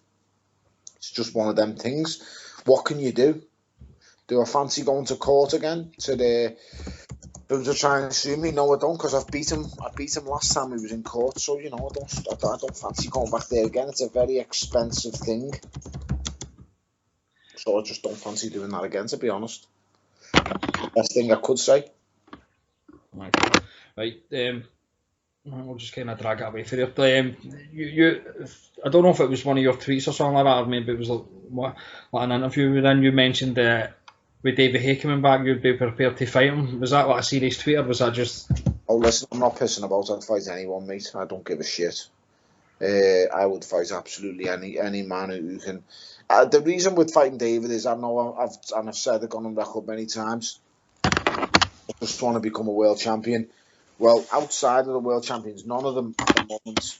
I've tried to face one. I'm fighting Masterneck because it's going to force one of the world champions' hands to fight me. That's basically the reason I'm fighting Masterneck. Fighting David A would basically do the same thing. It would make me such a more, I don't know, an attractive proposal, could you say? I don't know. But fighting David A would make me much more, I don't know, a bigger target, whatever. But it worked for George Groves, didn't it? Even though that he's got losses, people still want to fight him, and he's still a big draw on Sky Sports, which he'll be coming back, won't he? There you go. So for me, fighting David A, mate, like I say, I would do it in a heartbeat. Not a doubt in my mind, and I believe I'd beat him as well. So, but would that be heavyweight then? You'd be prepared to go up and fight a heavyweight? Well, I think it'd have to be some kind of catch weight. I would personally come in at a weight that suits me best. That could be above cruiserweight, yeah, but would it be much more above cruiserweight? Probably not. No. About 210 or something like that. I cut down, maybe not even that heavy. I cut down to cruiserweight, but I do feel sharp when I get to the cruiserweight limit. So I don't know. And listen, David's not a big heavyweight. He's the same size as me. Like I say, we sparred together. I know him quite well. He's a really, really good fighter. Probably, the most, one of the hardest punching fighters in the world, pound for pound. He really, really is. But like I say, I believe I'm a lot more conditioned to take punishment at this weight. I'm in a lot better place to take punishment at this weight. And I'm not saying I'm going to take his punch, because he hits anyone with 10-ounce gloves on clean on the button and they're going out. But let me tell you, mate, if I hit him clean on the button with 10-ounce gloves on, he's got one as well. I don't give a shit what anyone says. It's very rare that I don't think I can think of one fight that I've had where I've hit someone clean on the button with 10-ounce gloves on and nothing's happened. I can't think of one fight. And I know there's obviously fights where I've gone the distance or whatever, but it's very rare I'll hit someone, especially a cruiserweight. If I hit you on the button with 10-ounce gloves on, it's a clean big shot. I mean, you're hitting the fucking deck. Simple as that. I'm not saying I'm the biggest puncher ever or the monster puncher, but I believe in my power enough to know that it can hit absolutely anyone who I hit. Right. On you go. One of the things, like one of the funniest things I remember about Ringside while it existed, was when you and Cleverly was both on there arguing about who had the better loss, like if losing to Stevenson was better than losing. You know what? I didn't mean it to come out like that, because it's fucking highly embarrassing when you look at it. You know what I mean? Too easy saying, well, I got fucked off him and he's better than him. He fucked me, so that means he'd fuck you and I'd fuck him and he'd fuck him. It was embarrassing, and I was trying to get away. That sounds like the dog pound there. I was trying to get away from it. If you had to put, if you were trying to get away from the dog pound. Fuck you hell. I was trying to get away from. Go on. Who would you say wins now at Kovalev and Stevenson? In all honesty, whoever lands first big. I said that. I said that. Stevenson's harder to hit than him, mate. Believe you me, though. That's what I will say. Adonis Stevenson is much, unless if it goes past 6 rounds, then you'd have to look Kovalev probably going to win. But I'll tell you something. he is very, very hard to hit early doors, Stevenson. Was you He's shocked very- by how good he was? Say that again. Was you shocked by how good he was when you got in there with him? I knew how good he was. I was shocked by how hard he was to it. That was the only shock to me. I wasn't shocked at his power because I knew it was big. I've heard the stories in the gym. He's absolutely stretched everyone in Canada in the gym. I know what he's like. I've known he's a big puncher. My mate fought him in the amateurs. My gym mate in England. I know exactly what it is. He said it's one of the hardest he's ever been at. He's a big puncher, mate. He's a massive puncher, and I envisioned all that, to be fair, going into the fight. But what I didn't think, I thought he was going to be easy to hit. Because watching him, when you study him on tape, he has very wide stance in his feet, and his feet are always planted. And I thought, he's there to be hit. You can't miss him. He's a midget, and I'll definitely nail him. And mate, when I got in with him, he had arms like a fucking orangutan. His arms were as long as his legs. He just kept hitting me, and I was thinking, how the fuck's he hit me? He's out of range, but he wasn't. He's a master of dictating the range. He's quite one-hand happy, right enough. He is. Listen, he's a one-trick pony, but it's a fucking hell of a trick. That's the best way to say it. It's a special fucking trick. I mean, if you get him past 5 or 6 rounds, then he's there for the taking, and I still believe in that to this day. But let me tell you, for them 6 rounds, mate, he's fucking highly dangerous. He's very, very fast, very, very powerful, and judges distance perfectly. His biggest attribute is how hard he is to hit, though. See, the thing with Kovalev is he's so good, and he just walks in, and he's still got that invincibility thing to him, where because he hasn't lost as a professional, he thinks he's unbeatable, and that's what will be his undoing until he loses, because he'll go into a fight really happy to exchange with someone, and someone like Stevenson will just take him out with one big punch. Who do you think would have won? Right, I think Stevenson was Froch's mandatory for the WBC, and I think Froch dumped the belt. I can't quite remember. I don't know if he didn't dump the belt. I'll tell you exactly what happened. He didn't dump the belt. He chose to do a unification, I think it was, with Kessler. Right. Who do you think would have won that fight? I know Stevenson's tight to 12 stone, but I know he's happy at 12-7. It's a tough one, that. It's a tough one. At 12 stone, mate, I'd say Carl Froch. At 12 stone. But at 12 stone 7, I'd say Adonis Stevenson. Do you think Froch will be back? Yeah, I do. Do you? What weight will he come back at? Do you think he'll come back at 12 or 12-7? I think he'll have a catch weight if he comes back.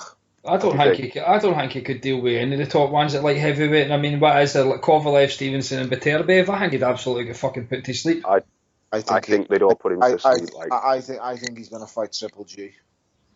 Yes, we can see him get fucking slept with him then. Press pass is going to be fucking raging when he hears that.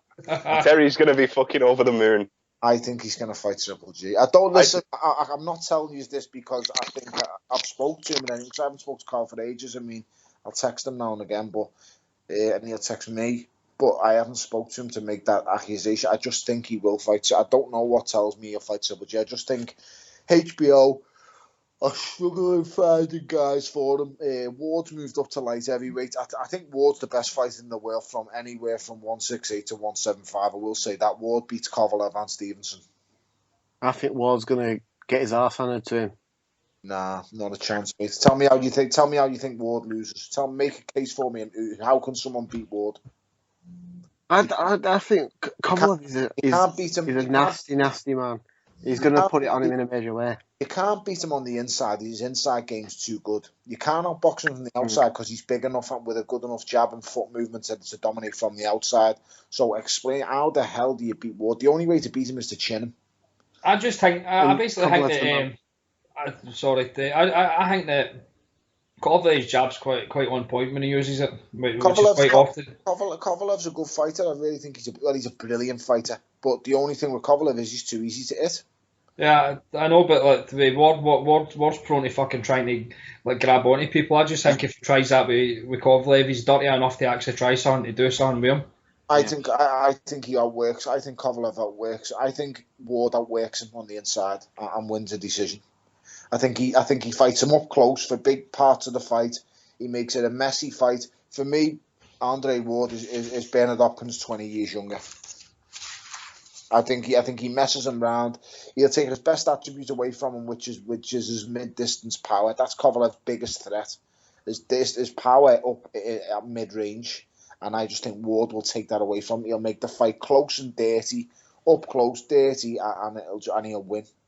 You say dirty, it's not really dirty. It's just he'll make it up close in a phone box, and he'll outwork Kovalev, and he'll bully Stevenson. But one of the things that I think might affect it. So Ward's not fought anyone of any note for quite a while, and if he's not fighting until the latter half of next year, it'll be even longer. So it's sort of the same thing for him and sort of David A. His injury, he's not that bad. It won't be the latter next year. He'll fight early next year. But the thing is, though, like, basically the way it looks is like he's probably not fought a live opponent for Cal Froch, and that was a super middleweight. I mean, Dawson was absolutely dead when he fought. I agree. What he done to Dawson was wrong. But listen, that's business and that's boxing. That's why I still think that Stevenson's win against Dawson is still the best win of any light heavyweight in the last 5 years.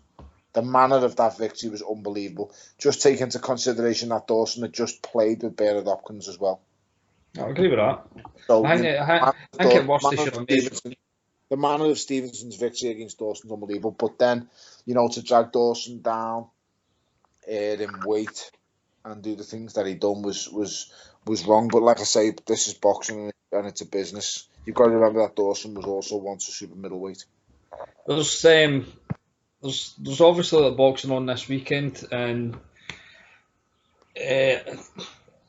Alvarez is fighting Chilemba, and as we know, who beats Chilemba? He's a fuck. Go on. Let's see who beats Chilemba. How do you think that fight? How do you think that's? See, I watched Chilemba's last fight, and he wasn't actually that bad. He boxed a lot more. He didn't look as raw. Yeah, because you see, everyone picked him to beat me when the fair fight was first announced, but I knew exactly what he was good at, what he wasn't. Just the first fight, I stuck to my game plan for 6 rounds, and then that's one of the times where I'd really struggled to make weight. For that fight, my mother-in-law was in a coma for 3 weeks before that fight, and me and my missus were trying to sort our kids, look after their mum. I got sick. I was on antibiotics. Listen, I was just ill before the fight, and then my mother-in-law being in a coma for 3 weeks and waking up the day before the fight was unbelievable. So as you can imagine, that was just a headache. And then I got in the ring, drained to fuck. Once again, struggled like fuck to make weight. Was winning the fight easy after 6 rounds, and then once again just fell apart. I just couldn't continue with it. I still don't remember how I got home after that fight. I don't remember the fight finishing. I can't remember nothing after the 9th round or 10th round. Do you think you were lucky getting a decision? Because I scored the first fight to Chilemba. When I looked at it back, I thought I won 6 rounds without a shadow of a doubt. Just purely on pressure and hitting him. I just don't think you can win a fight when all you do is go backwards throwing a jab. That can't be. You just can't win a fight by doing that. And that's all he done for the first 6 rounds. For the last 6 rounds, what I will say is he kind of got a foothold in the fight. He was nailing me for fun, especially the last 4 rounds. He was picking me off at will. The rematch was a little bit better, and my camp went well. And I just got in and bullied him for the rematch. I knew what would work with him, mate, and I don't think he envisioned how mentally tough I was and how well I can adjust in fights. And I just went into that rematch, and like I said, didn't give him an inch, I didn't give him a yard. I got on his chest, and I just bullied him, old school, bullied him, roughed him up, and fucking battered him. And it was just nothing he could do about it, which shocked a lot of people because he is a good fighter. I do rate Isaac Chilemba, I do really think he's good. That Russian kid he beat last was a good kid, yeah. This Eli Alvarez, I've seen him before. I've seen him against Miranda now.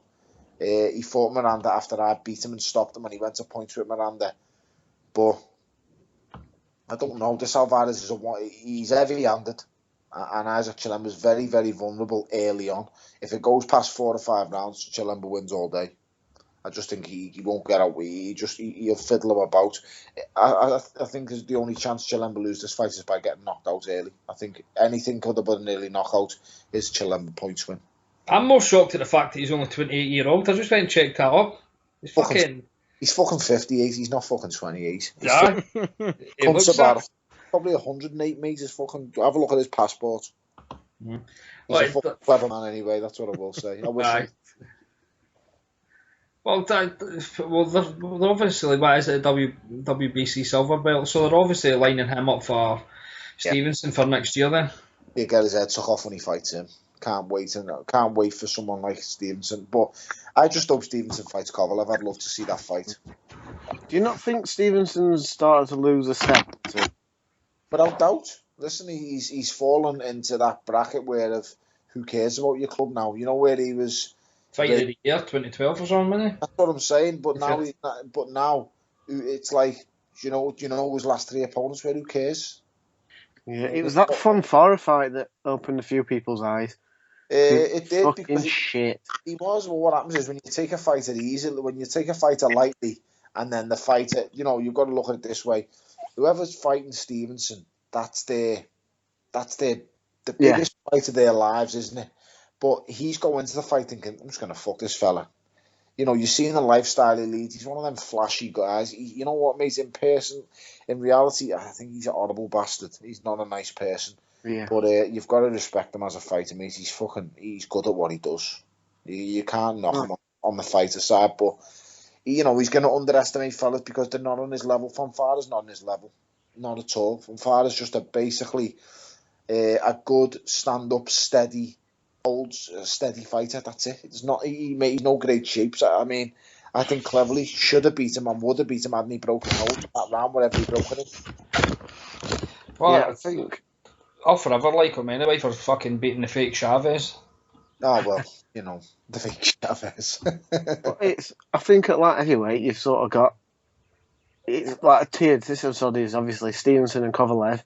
There's Stevenson and Kovalev. Then there's just everybody else. Oh, Tepev. floating about, but we don't because He's looks good. like he's a little bit chinny. Who's a bit chinny? He looks a little bit chinny. It might. Do you know what? It's hard to judge. I haven't really seen him make bad. But again, he was. Because I've seen him a couple of fights that he had against Usyk in the amateurs, and he was fucking massive then. So again, it might be he's cutting a little bit too much weight off. I'll be cutting a lot of weight, but listen, don't watch anyone against that Usyk. That Usyk's a monster, mate. Oh no, fucking beast. I sparred with him in Ukraine, and I remember him rattling punches off my head and just thinking, "Fucking hell, you're good." Does he hit that hard, Usyk? Because I've seen all of his fights, but sometimes he seems. I don't know if he's just laying off a little bit and taking his time. But I sparred with him and Glowacki. No, not Glowacki. I sparred with him and Glazkov. Yeah. We was on a GB squad with the Ukraine team. Yeah. And that Glazkov, I was doing all right with him, and then that Usyk, mate, he could have done what he wanted with me. Don't get me wrong, we're amateurs, but he was good, mate. He was really, really good. Well, his trainer was James Bashir was on about. They're supposed to be fighting Glowacki in March, and they were mentioning you and Masanak. They might want to fight you. It's the first defence. Listen, if it makes sense, I'll fight the fucking. I don't care, mate. With 10 ounce gloves on, once I believe in myself. I hit him on the button, he's going, but I'm under no illusions, mate. That fucker hits me with about 25 to my 1. Yeah. But I'll fight him. Hands down, I'm happy to fight him. If he's world champion and he's the best fighter in the division, which I already think he's half the best fighter in the division, he's just got no belt. Yeah. I like the fucker. I'm high on him, but I said at the minute the only person if it was to fight tomorrow I have slight concerns about is Lebedev just because he's a tough cunt and he could tough it out and maybe wear him down. But you know what, mate? He's not that good though. Yeah. He's just not that good, Lebedev. He's tough, he is, he can bang, he's strong, but that Kalenga was pushing him all the way. That was a good fight, and that it was just, I don't know. We'll see how it goes, but fat old Guillermo Jones was beating him up as well. I mean, you can argue the roids on that one, but I know you. Guillermo Jones was roided right up though, wasn't he? Like absolutely roided to the gills. Guillermo Jones was good, Guillermo Jones was fucking brilliant. He's a drug cheating scumbag twat. He was a welterweight as well, wasn't he? At one point. Yeah, he's fucking good, mate. He's good, but he's old. He's a very good fighter. You don't get me wrong, though. You can't condone what he done. He's a cheating fucking scumbag. Any man who takes drugs and gets into a boxing ring to hurt another man is a piece of shit. So if you fail a drug test for anabolic, for steroids, then you just need ban him for life or stick him in a box and bury it. Do you think there's a problem in boxing with their drugs? Yeah. Because we all do. We think there's a massive problem. There's a massive problem, a huge problem. And it's wrong what to do. Growth hormone is rife in professional boxing. Have you ever gone into a ring then, half knowing that the opponent you're facing is probably on something? If I got word that I was fighting an opponent who's on drugs, I'd swat him with a bat before or after the fight, whichever time I got the chance. Because you've got to look at it this way, right? That's how I look at boxing. If I get in the ring with you, I'm putting my life on the line. Now, if you're on drugs, I've got 3 kids that I've got to look after and provide for. Imagine, how can you condone? Imagine a man gets in a ring with another man and kills another man in that ring. Now, I'm not saying it's the worst case scenario. It's the most frightening thing to me in this world. But it's happened in boxing. Fighters have died through boxing and through professional boxing. What happens if a guy kills another man and the guy who's done it has been known to be on steroids? You know, should he? What's the dance there? Is he going to be arrested? Should he be? He should be fucking hung. That's my opinion of it. It's the same with Margarito. Why the fuck Margarito was ever allowed to fight again? I used to be one of Margarito's biggest fans, but he's a piece of shit for what he done with them casts on them gloves, mate. I don't give a shit. That's what he said something interesting about the drugs yesterday. I don't know if you heard it or seen it. No. But he was saying like he's trained all his life and he still looks like slobbed and he's out of shape. Like Who said this? Tyson Fury. Yeah. Well, listen, people like me, mate, that'd be the worst case for someone to be on drugs. Jesus Christ! If you looked at my physique, you'd just say, did he prepare in McDonald's or did he prepare in a gym? That's what Tyson Fury said, and he said like he looks around at some of these, like you look at them, like you look at Anthony Joshua and Klitschko and that, and they look like they're sculpted, don't they? Like they're cast. To be fair though, you've got to look at it. Some fellas are just naturally freaky gifts. My best mate plays football for Bolton Wanderers. And mate, I'm telling you now, the lad's never done a sit-up in his life. He's got fucking muscles popping out of his face. Yeah, but there's just he hasn't got a 6-pack. He's got a 10. He's got a 10-pack. Just some fellas are just genetically gifted freaks with muscles. But like I say, if someone fails a drug test for anabolic steroids or whatever it is, then they need banning from boxing for life. And in my opinion, putting in fucking jail, because it's as good as fucking murder. Boxers getting on drugs. More you should speak up about it then, because it doesn't really get mentioned. No, it doesn't. And you know what the worst thing about it is? Promoters using people that have already been banned for drugs or for taking drugs. They should make a stand in it. Commissions just sweeping under the carpet. It's a fucking disgrace. I wouldn't say organisations. Tony Thompson. Yeah, happened to the Nevada State Athletic Commission, people like them, they're sweeping things under the carpet. There's a lot of fighters who you don't know who have failed drug tests. The commissions have swept under the carpet. Now, what I will say is I don't know many fighters who have failed for actual anabolic steroids or things that, what I will say is it's very easy to pick a diuretic up over the counter and fail a drug test these days because there's that many supplements you can take. If someone fails for a diuretic, then I'm not going to sit here and say, listen, I think you should be banned, you're a cunt, because that's not fair. But if you're failing for anabolic steroids or fucking something like that where it is giving you an advantage to hurt someone, then what I'll say is you're a piece of shit and you need banning for life. Alec, who's that boxer that had about 17 drugs in him? Oh, Larry Olabamiwo. Larry O. Yeah. Yeah. I used to get on and speak to him. I haven't spoken to him since that happened. Larry was throwing a lot of shit about though, because he was saying, because I've seen an interview with him. He said he could lift the lid on a lot of people. Well, we spoke to him before. He did an interview with Ben Doughty, right? You'll know. No, he is, I'm sure.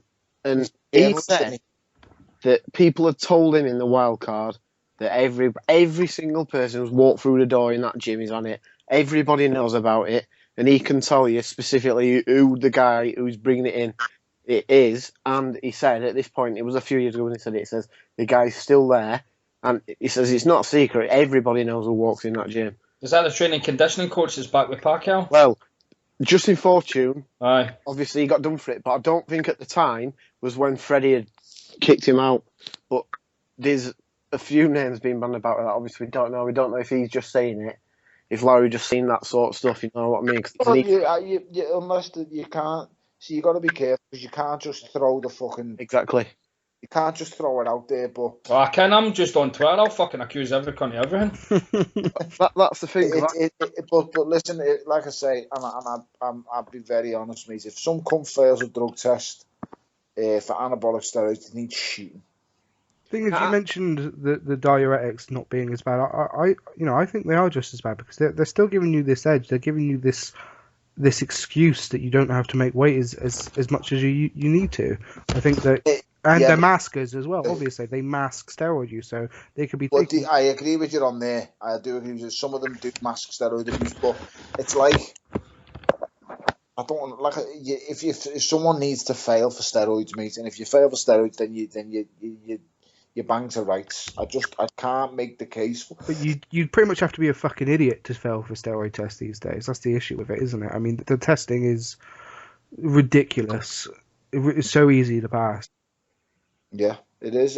But you've also got to look at it as in there's that many different types of drugs now, and the drug cheats are always ahead of the drug testers. And we were told this when I used to box for GB. The cheats are always 6 months ahead of the testers, and that's frightening because, like I said, there's without doubt, just by the law of averages, I've obviously been in a lot of fights, with drug cheats. Without a shadow of a doubt, I must have fought how many drug cheats, but you'll never know who they are. Now, who would you say needs to drive the solution? Because the box, it can't come from the boxers, can it? Because you would assume there's plenty on it, so there's always going to be boxers blocking it. And the promoters, I think there should be that each boxing promoter or each boxing should pay a fee. So each show that goes on should pay a certain a reasonable fee for every fighter to come in and have bloods and urine taken. And are you tested for every fight? I'm assuming not. No, I have been blood tested and urine tested for every single fight bar the last two. Every single, because my last 14 fights before the last two have all been title fights. And I've been blood and urine tested in at least half of them fights. Every single fight I've been urine tested. I was even urine tested in the last two fights. But I had blood and urine tests, which is unheard of for me last 1, 2, 3. Before the last two, for me last 5 fights, and that's unheard of, mate. Yeah. And is that as a part of the British license, or is that separate to that? Oh, it's ones with titles. Right. It's title fights, really. And to be fair, I know when I fought Stevenson, I demanded, they weren't really happy about it, but I demanded blood tests for the Stevenson fight. And don't get me wrong, he passed and stuff like that. But it's just, if I was ever fighting a world champion, I'd demand blood tests. It's got to be done. Don't get me wrong, though. Like I said, these days, these cheating bastards, that many tricks to get it out the fucking system, which disgusts me, but it's just the way it goes. Because there's always a way of delaying it. Like when Brooke fought Porter, and there was a lot said about the drug testing then, and it was put off until the last minute where it was basically no use. And then obviously this is just what people are saying, so we don't know how to take it face value or what. Malinaji said there was no testing even though he asked for it, and then Devin Alexander came out and said that they sort of asked for it but they couldn't get it over the line. Now things like that, obviously when it's one after another, it's what makes you look at it and think it's horrible, mate. It's horrible, and it's scary. Like I say, it's just fucking I always look at worst case scenario when I go into each fight, especially hard fights that I've got matched up. You'd have the worst feel in your mind. Like my ambition is, if I'm in a hard fight like this next fight I've got lined up, I am envision going. I reckon I could be going to hospital after this fight. Either broken hands, fucked up face, cuts, whatever. That's a possibility in my mind of where I could be going after this fight. Anything besides that is a bonus. I know I'm going to win. Well, in my mind, I'm going to fucking win. But I know this could be a really hard fight. Now, the thought of if this fucker was cheating would just send me insane. Right, just kind of going back to that Canada card, right? There's James DeGale on v Booty. Yeah. Personally, I think fucking Booty's absolutely shot to fuck, and it's obviously a decent payday for De Gale, but how do you think the fight's going to go?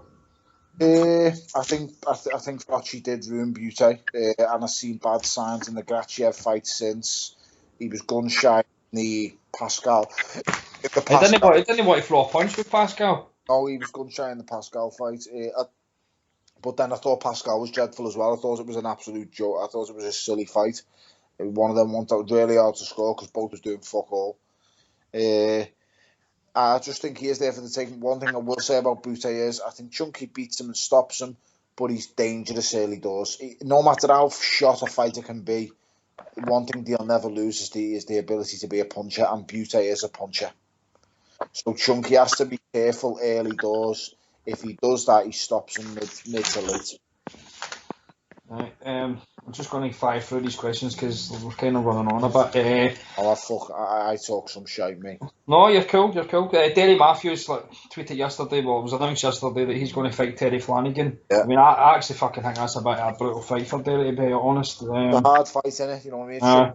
But it shows that Derry has got ass and believes in himself. He doesn't give a fuck, Derry. Derry will fight anyone, so fair play to him, mate. Flanagan is one of them kids who he's like a kid in the division. He's world champion, but he's someone you don't really want to fucking fight. You know, he's someone you can't look good against. He's someone who will engage you, but he's a southpaw. He's awkward. He's fit as fuck. He's never going to stop. He's a hard one to fight, mate. He really is. So hats off to Derry. I hope he can do it. All the odds are stacked against him, but I'm sure he'll come up with a game plan. I think he got a bit of a raw deal with the WBA, although I think the WBA were fucking trying to screw him right over. He's the only guy I've ever heard that for some reason he has to have an eliminator to fight the champion when the WBA never ever do that, and they had to. I know Kevin Mitchell's now doing that fight, but I've never fucking heard the WBA ever doing that. If he was interim the interim champion, then surely he should have been fighting the champion, not having to fight Barbosa to go and fucking fight now who is Collar. Without a shadow of a doubt, I agree. It was crazy to make him to say that he's got to fight Barbosa, but at the same time, you've just got to look at it as in, did you ever really class? I mean, it's hard to WBA because they fucked it up so much in the first case of the strip. What was his name? Abril. They stripped Abril for whatever reason. So. And then they just made a rod for their own back by making the other guy, Perez, world champion, and then not forcing Perez straight away to just fight Derry. Why did they just let Perez sit on the belt and then let Derry fight for an inch? Well, my business. You know what I mean? And then by the time you let Derry have that fight against the kid who he had this fight against for an interim, you've upgraded him to champion, and then you've let Eddie and them get in with him, and then Crawler fights Perez. Now Crawler's beat Perez, which is an amazing result, you know, considering where the kid was 12 months ago. He's beat him, and now then you look where it leaves Derry. It leaves Derry in the position of that Barbosa was on the verge of becoming challenger or whatever he was, or wants to become interim champion. So they've said to Derry, listen, defend your interim against Barbosa and you fight Crawler, or, you know, do whatever you've got to do. So Derry's obviously thought, why am I going to fight Barbosa in a dangerous fight when I can just fight a world champion anyway? Makes sense. I just think that Eddie Hearn's basically been forced into a corner with this Kevin Mitchell, because I think Barthelomew's going to win the IBF next month. He's not going to go back and get Linares. He's already beat him. Flanagan's in Box Nation. He's not going to go and fight with him. So he's basically backed into a corner where he's finally now going to start pairing his lightweights off each other, because he's not got any other route to go. So he's going to have to start pairing these guys off each other. I think he'd make another match with Linares. I think he would, as long as it's the right fight. I think Linares against. He's got his light cannon at some point, no. Mate, I would favour. I think it'll get to a stage soon where he'll put Luke Campbell. You know, will fight any of them. It's got to get to a stage soon because. Well, he's held him back to some tune, no. Yeah, he's held him back. I mean, but he beat Coyle, and I know what you're going to say about that. But he's beat Coyle, and now I think he'll have a couple more fights, maybe 2 more fights, and then it'll be let off the leash time.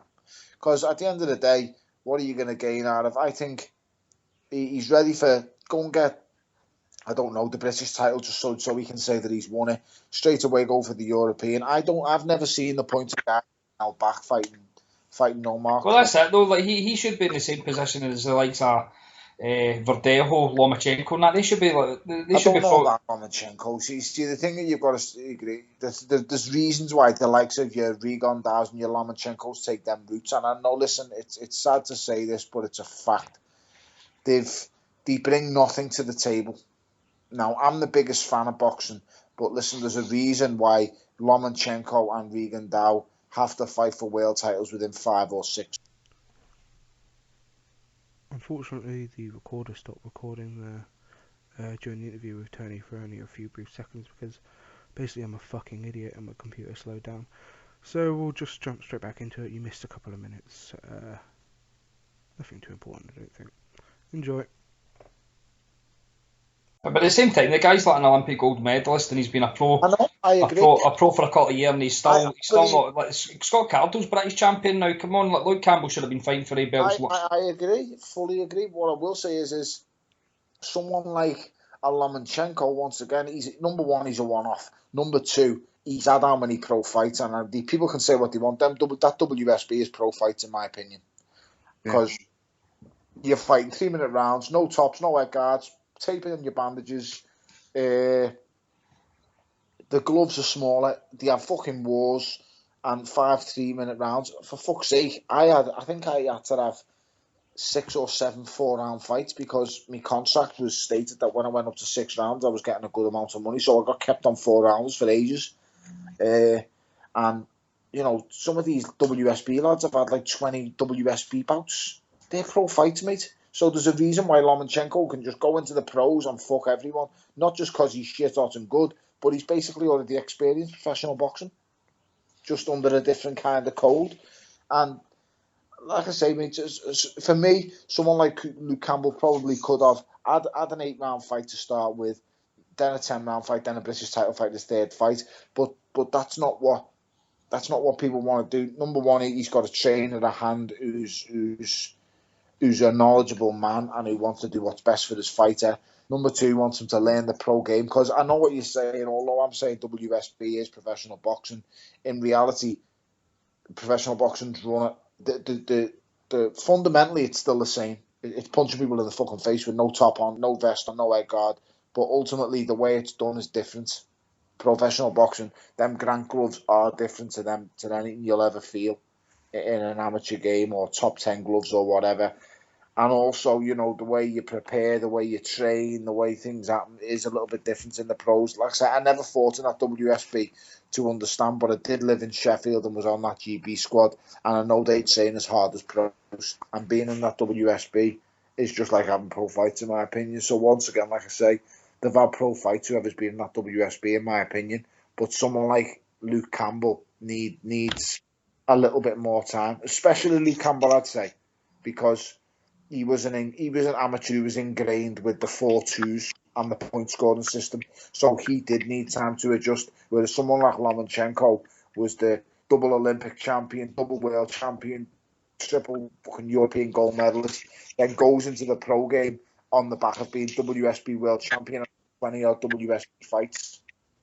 So he did not need absolutely any kind of warm-ups. It made perfect sense for him to go in. What did shock me is that he went in with Salido as fast as he did.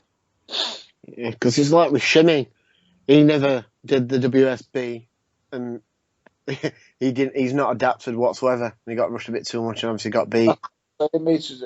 Some of them, if you've been fighting 4-2s and you've been fighting a point scoring system, no fighter how good you are could come into the pros and just piss a world title. Even your greats like your Mario Kindelands and them, as great as they are, there's no way you can go from fighting 4-2s to doing 12-3s and going in with a world class fighter. You could do 12-3s and piss about with some clown. No two ways about it. Of course you can, but there's no way you're going from 4-2s to 12-3s with a world class fighter. Just not happening.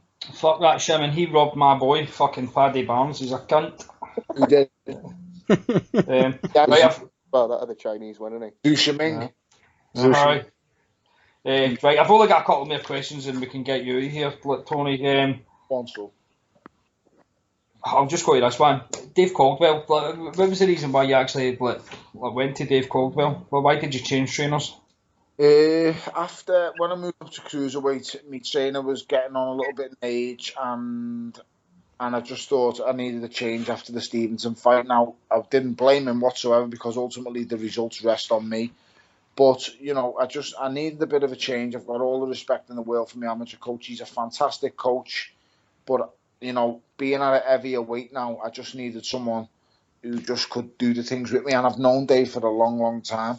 So the reason why I went with Dave was because he had experience of being around people like your David Hayes, your David Price, your Kell Brooks, your Ryan Rhodes, world class fighters, and like I say, I knew and trusted them.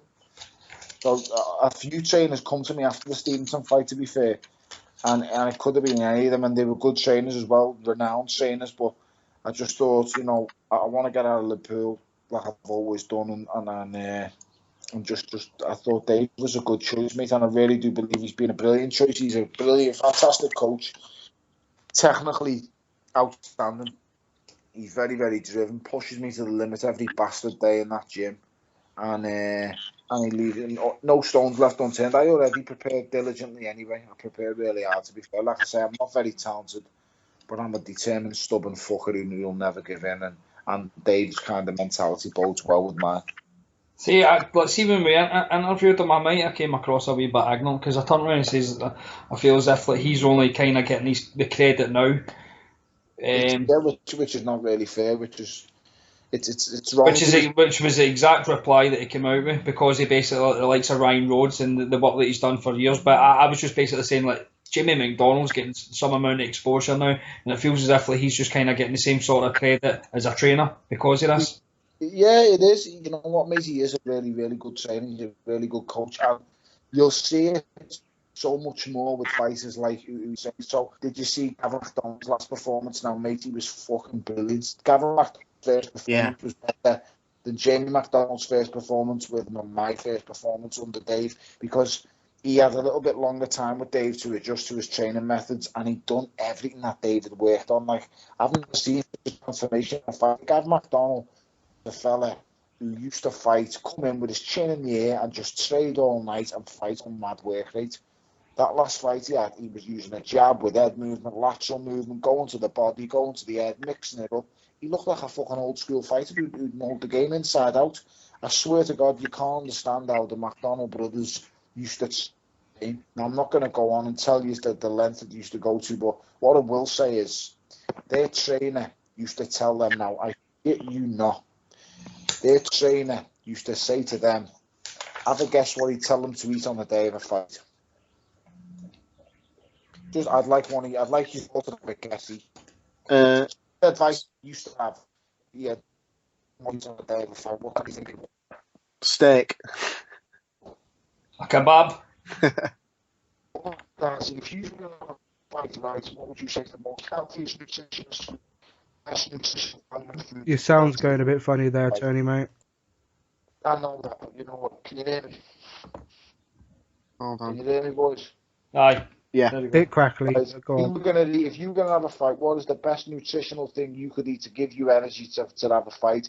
Considering now take into consideration your 12-round title fight fighters. Pasta shit, is it? Yeah, well, generally pasta, chicken, things like that is what you'd eat, right? Would you ever envision eating a fucking pizza on the day of a fight? No way. Fucking pizza. A Caballero would eat that for the fucking weigh-in. That is all I need to say about how them lads were being trained. Well, I thought that was shocking with Jamie when he went for the first Kameda fight and he just fucking says, oh yeah, I can't get on the plane. I went out there with Dave, and that is the most selfish thing any man could ever do. Now, don't give me bullshit about I'm scared to fly. Well, he wasn't scared to get on a plane when he went to France, when Jamie fought in France. Exactly, yeah. Someone said that, but... Fucking fact of the matter is, he didn't fancy it. He thought the lad was going to lose, and he thought that if he goes over there and loses and he's with him, that he'll go, I need to make a change here. But if he goes over and he loses, he goes to himself, you know what, it's because I never had my coach, that's why I lost. Yeah, but you know what I thought with that is in between the rounds, some of the instruction Dave was giving, you just kept so calm all the time. You know, especially after he got put over, and it could have got a bit on top of him. He's such a cool edge in the corner. It could have went wrong because Dave was only his manager and doesn't really know the kid that well, but he's got to know him over time. Yeah. The McDonald brothers, mate, are really two lovely kids, really dedicated lads, fucking healthy soldiers when it comes to working in the gym, mate. They work really hard. And I just think, you know, like I said, they were going off so much bad advice that they had in the past. I remember sitting there, I think it was a couple of days before the fight, and he went, I can't wait for this PT, you know, and I went, oh, he's talking about after the fight? He went, no, after the weigh-in. He went, day of the fight, we'll go for a pizza. And I went, come on, mate, stop fucking about. And he went, no, serious, you know, our coach told us good carbs. So that was the exact words out of his mouth. The good carbs, these pizzas. Couldn't believe it. What toppings do they have on?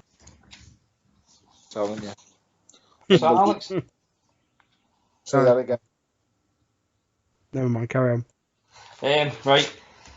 Obviously, the big fight that I'm going to, and I think we're getting fucking robbed, but I'll be going anyway, just to fucking get it right up Joe Gallagher and his fucking Jimmy knobs. Yeah, man.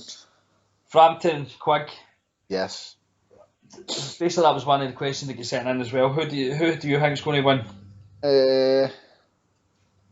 I think, you know what? For a while ago, I've picked Frampton. I'll stick with Frampton.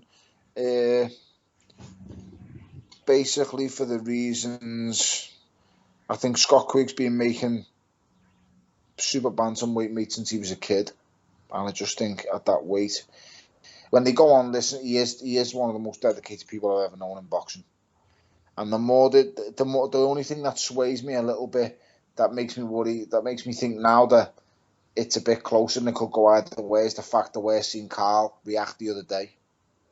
And I just reacting the way he did that final presser, it makes me think, you know, could he walk onto one in this fight? See, I thought that, but I asked Carl, and I was speaking to him, and I said the fight's just basically about 4 months away, and what it is basically, we all know, like, Eddie Hearn's basically fucking talked down to him and spoke shit about him and Barry McGuigan for the last 18 months, right? And this was just basically them meeting for the first time. It was a bit of a fucking release valve. Basically everything he'd been wanting to say for the last 18 months basically fucking came out in the press conferences. So by the time the fight comes, they'll be neither up or down. They'll not give a fuck at that point. I think they basically needed to get all this off their chest. You know what? I don't know. I just think it wound them up. And let me tell you, mate, I think it's only going to get worse. I just don't think that's going to be the end of it, and that's all it is. I think it's going to get worse. I think both of them are going to get more tense and more angry. But if I just go off the generally how good do I think they are, I think Quigg's a destructive puncher at that weight. I just think Frampton has a bit more to him in boxing terms wise. But like I say, mate, it's a fight where I'll tell you something, if either fella could clock each other clean on the button, mate, they're going. You're going to be at it? I'll be there, mate. I wouldn't miss that for the world. I want to see it. Unless I've got a huge fight in March and it's for a world title, mate, then I wouldn't possibly go because I don't really go to boxing events. That's the only reason I miss Crawler. I'm classing this next fight, mate, as a really hard fight, so I won't go to any kind of events where there's a chance of me catching the flu or getting sick or being involved in some kind of fucking ruckus. So close to a fight, mate, so I try and stay away from events and things like that. The only place I'll go is to watch me beloved Everton, and I've even got to stop doing that from next week. See, I think one of the factors that might come into this fight as well is it's under IBF rules, and I don't think Quigg has ever had to make 122 then only be allowed to put on 10 pun. And I know he's like a gym rat, but at the same time, you know what? I didn't think of that. Because I deliberately went and asked that question the other day because I really wanted to know if it was like basically. Because I should have realised because it's unification, it's both sanctioning bodies rules. So aye, but I asked and it's like it's IBF rules. See, but Frampton's been making that weight for a long time, mate, and the two of them are tight at that weight. Oh, but that's it though. He's been having to make it. He's been having to make it for. Yeah. I'm pretty sure it was before the Kiko fight. He's been having to make it, and so he's kind of adjusted to it a bit. The thing with Quigg is though, I can't explain to me. He's fucking freakishly dedicated. He's that dedicated. He scares me. He does look dead at the weight though. See when he's at the scales and all that, he looks I fucking. told him, you know what? Funny enough, I sat down with him at the Boxing Writers Dinner Awards, and some smart ass said to me, he tried to be funny in front of the two of us and said, you know, how do you think he does against him? And I said, I think Scott Quigg knocks out Leo Santa Cruz. And he went, that's not what you said to me. And I said, well, I'm telling you now, that's what it is. And then he said to me, well, how do you think he does against Frampton? And he was sitting right next to me, and I just said, I think he loses. And I told him the reasons why I think he loses. I think that's the way it is, and you know, that's my opinion. But it's a brilliant fight. I'm made up it's happening for boxing, and also I'm very happy it's happening for them two lads, because they're going to make a lot of fucking money, mate. And that's always nice to see when fighters are the ones making the money, and them two lads are going to make themselves a lot of money because of this fight. So good fucking on them. Well, I know I was sceptical of basically like the Irish fans travelling. I didn't think they were going to travel because, like, see when you go to Belfast, it's quite insular there. It's just all they think about is like Belfast fighters. They don't give a fuck about anything else. Yeah. But I know there's been thousands upon thousands that's already bought tickets, and they've basically bought tickets for the Manchester site. I know there's people get tickets off of Quig's site. I mean, you were at was it Belfast you were at? Yeah, I was at Belfast. Both the fights, both the Kiko fights. Aye, the atmosphere's great over there, so it will be bouncing, it will be fucking magic. Oh, mate, it'll be an unbelievable atmosphere, it'll be an unbelievable night, but I think it'll be great in Manchester, mate, it'll be fantastic. There's one thing, the Irish lads are not really renowned for trouble, so I don't think there'll be any trouble no matter where they sit. I hope not anyway. Because Manchester's fucking brutal. They'll see that arena anytime I've been to it. It just there's always fucking fights breaking out everywhere. There can be some dickheads, I will be honest, and I have seen some nasty fights in there over the years. But what I will say is I just don't think it'll be one of them nights. I just think everyone will get on and get along. And you know what? The Irish fans need to fucking... They're brilliant. One thing I'd say is, mate, if I was going to live anywhere else in Britain besides Liverpool, I would choose Ireland. Have you ever met a fucking nasty Irishman? No, I haven't. So that's the best way of saying it, mate. I've met some fucking horrible jocks though. You're fucking lovely. Have you not fell in love? Got me mate coming up here tomorrow. I think he might have already arrived, Steve Simmons. So then I get no. Listen, Scotland's a lovely place, mate. The scenery up there is lovely. I like Scotland too. But Ireland's a fucking shithole. It's shite being Scottish, as they say in trade spotting. I don't know about that, mate. But listen, there's some lovely places in Scotland, mate. Some fucking lovely places to visit. Have you not fell in love with the sights of Rotherham though? Why are you going to call bells? No, I fucking haven't, mate. Nothing to fall in love with here. Let me tell you that. Oh, don't have to tell me about it. I'm not far. I'm not far from there. So. How far do you live from that fucking big daft stadium? They've got a boss football stadium here, and the team's shit. Yeah, so you come down that road. There's a football stadium, and then there's a fucking KFC and McDonald's and shit. Yeah, definitely know where them two are. Yeah, not far from there. Okay. That's as much as I'll say in case I've pissed you off. My hotel's right by them. Oh yeah, you up at the Holiday Inn? Yeah, that's fucking shit all. Don't be setting the fire alarm off. I see the staff are great. Yeah, I'll behave then. Right, I'll fire through these last three questions. Right, the last big remaining fight, Fury v Klitschko. How do you think that's going to go? My heart says Fury, and my head says Klitschko. And then you make a case for both of them. What happens is you go into this fight and you go, Klitschko's going to win by KO and quick. And then what happens is you start watching bastard shows, your ringside, your 24/7s, your all access shows, and before you know it, mate, they've played fucking six with your own mind, and you're going to yourself, right, I was certain he was going to win, now this fucker's going to win, and it just burns me head out. So in all honesty, I'm now at the point where I don't know who's going to win, and I hope Tyson Fury does. Are you alright with Fury? That's what I was going to ask, Alex. Yeah, are you on good terms with Fury? Because I remember he calls Clicks a big stiff and you're a gay plumber. Yeah, he said you were basically a pair of batteries or something. If idiot I am. Listen, he says a lot of things, mate. I've known him and met him in person loads of times. I've done a lot of sparring at his gym with Eddie Chambers over the years. He's a great lad. He's a good lad, and he says a lot of things for hype, but ultimately, mate, I get on great with him. He's a good lad, Tyson, and I hope he wins, and that's hard for me to say as well, because I don't half admire Vladimir Klitschko. I think the way he carries himself and the way he is for professional boxing. He fucking roided out his japs, man. You're a fucking bad man. I hope not, mate. I hope not, because if he was, mate, that would just make a mockery of the heavyweight game and make a mockery of his title reign. But he's a good athlete, mate. He doesn't seem to be that kind of guy. He's not someone who you've looked at and you go, right, he's just gone massive overnight. Yeah. He's always been a big fucking dude. Look at him in the Olympic Games. He carries that frame well. You can usually see it with guys when you get a hint anyway that they've been at it. You know, I'm not going to say any names, but guys going through weight divisions like fucking Pacquiao. like anything and all, and you know they've still got the same body fat percentage. Then you know you got to start asking yourself questions. Shout TMT. You know you want it. Come on. Support the boys. Mate, you just got to ask yourself, mate, when fighters are flying through weight divisions and they're not gaining any fat, you know, come on, doesn't take rocket science, does it? And I'm talking not flying through like fucking 3 or 4 pound weight divisions. I'm talking stones at a time. James Tony up at heavyweight we're talking about. It's just the fighters and who are doing it, and the results speak for themselves. In my Roy opinion, Jones. I don't give a shit. Well, he failed the test, didn't he? he's already failed one, mate. So, which is See it, right. very, very, very sad. Because Two more. Where was that? Right. This isn't a boxing question, right? But the UFC, you're quite a massive fucking MMA fan, are you? love you, boss.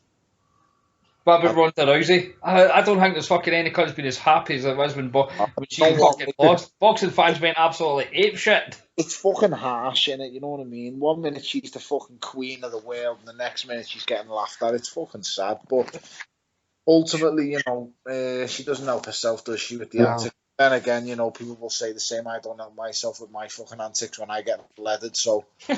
But she's been calling out fucking I want to fight Floyd Mayweather. Obviously we're bullshitting, and then she's hiding her face after she's got her ass handed to her.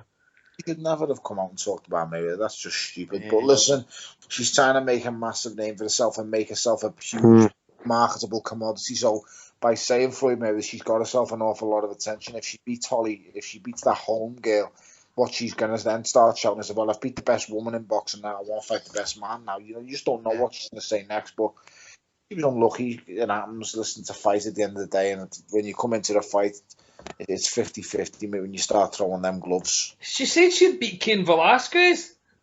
That's how fucking mental she is. Ah, no, she can't. I don't know if she said that. Fucking hell. No, she said that a couple of years ago. Said that, mate. She needs strangling.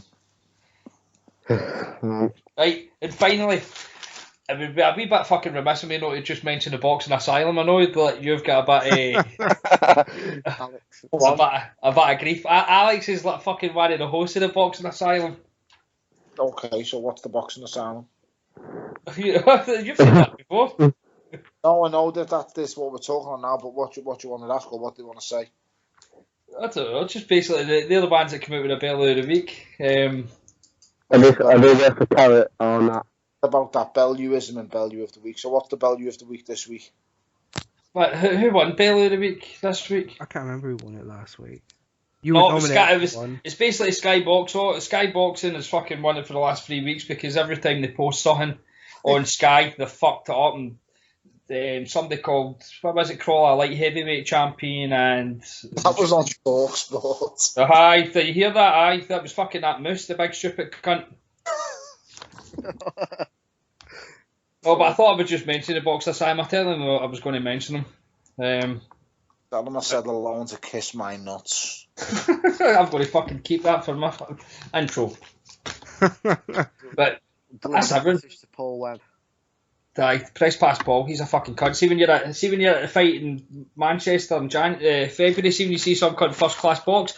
Yeah. It used to be with Foz. Foz used to work for him. When you see Paul, just punch him right in the jaw. I don't see that. Is Fozzie the little fella? Yeah. Aye. I don't He's see Scouser boy. Yeah, he doesn't see him that much. Right, well that's us. Tony, I'll just basically boys. Well, I just want to kind of thank you for coming on here. I know. In fact, we've not mentioned Creed. When is it that comes out?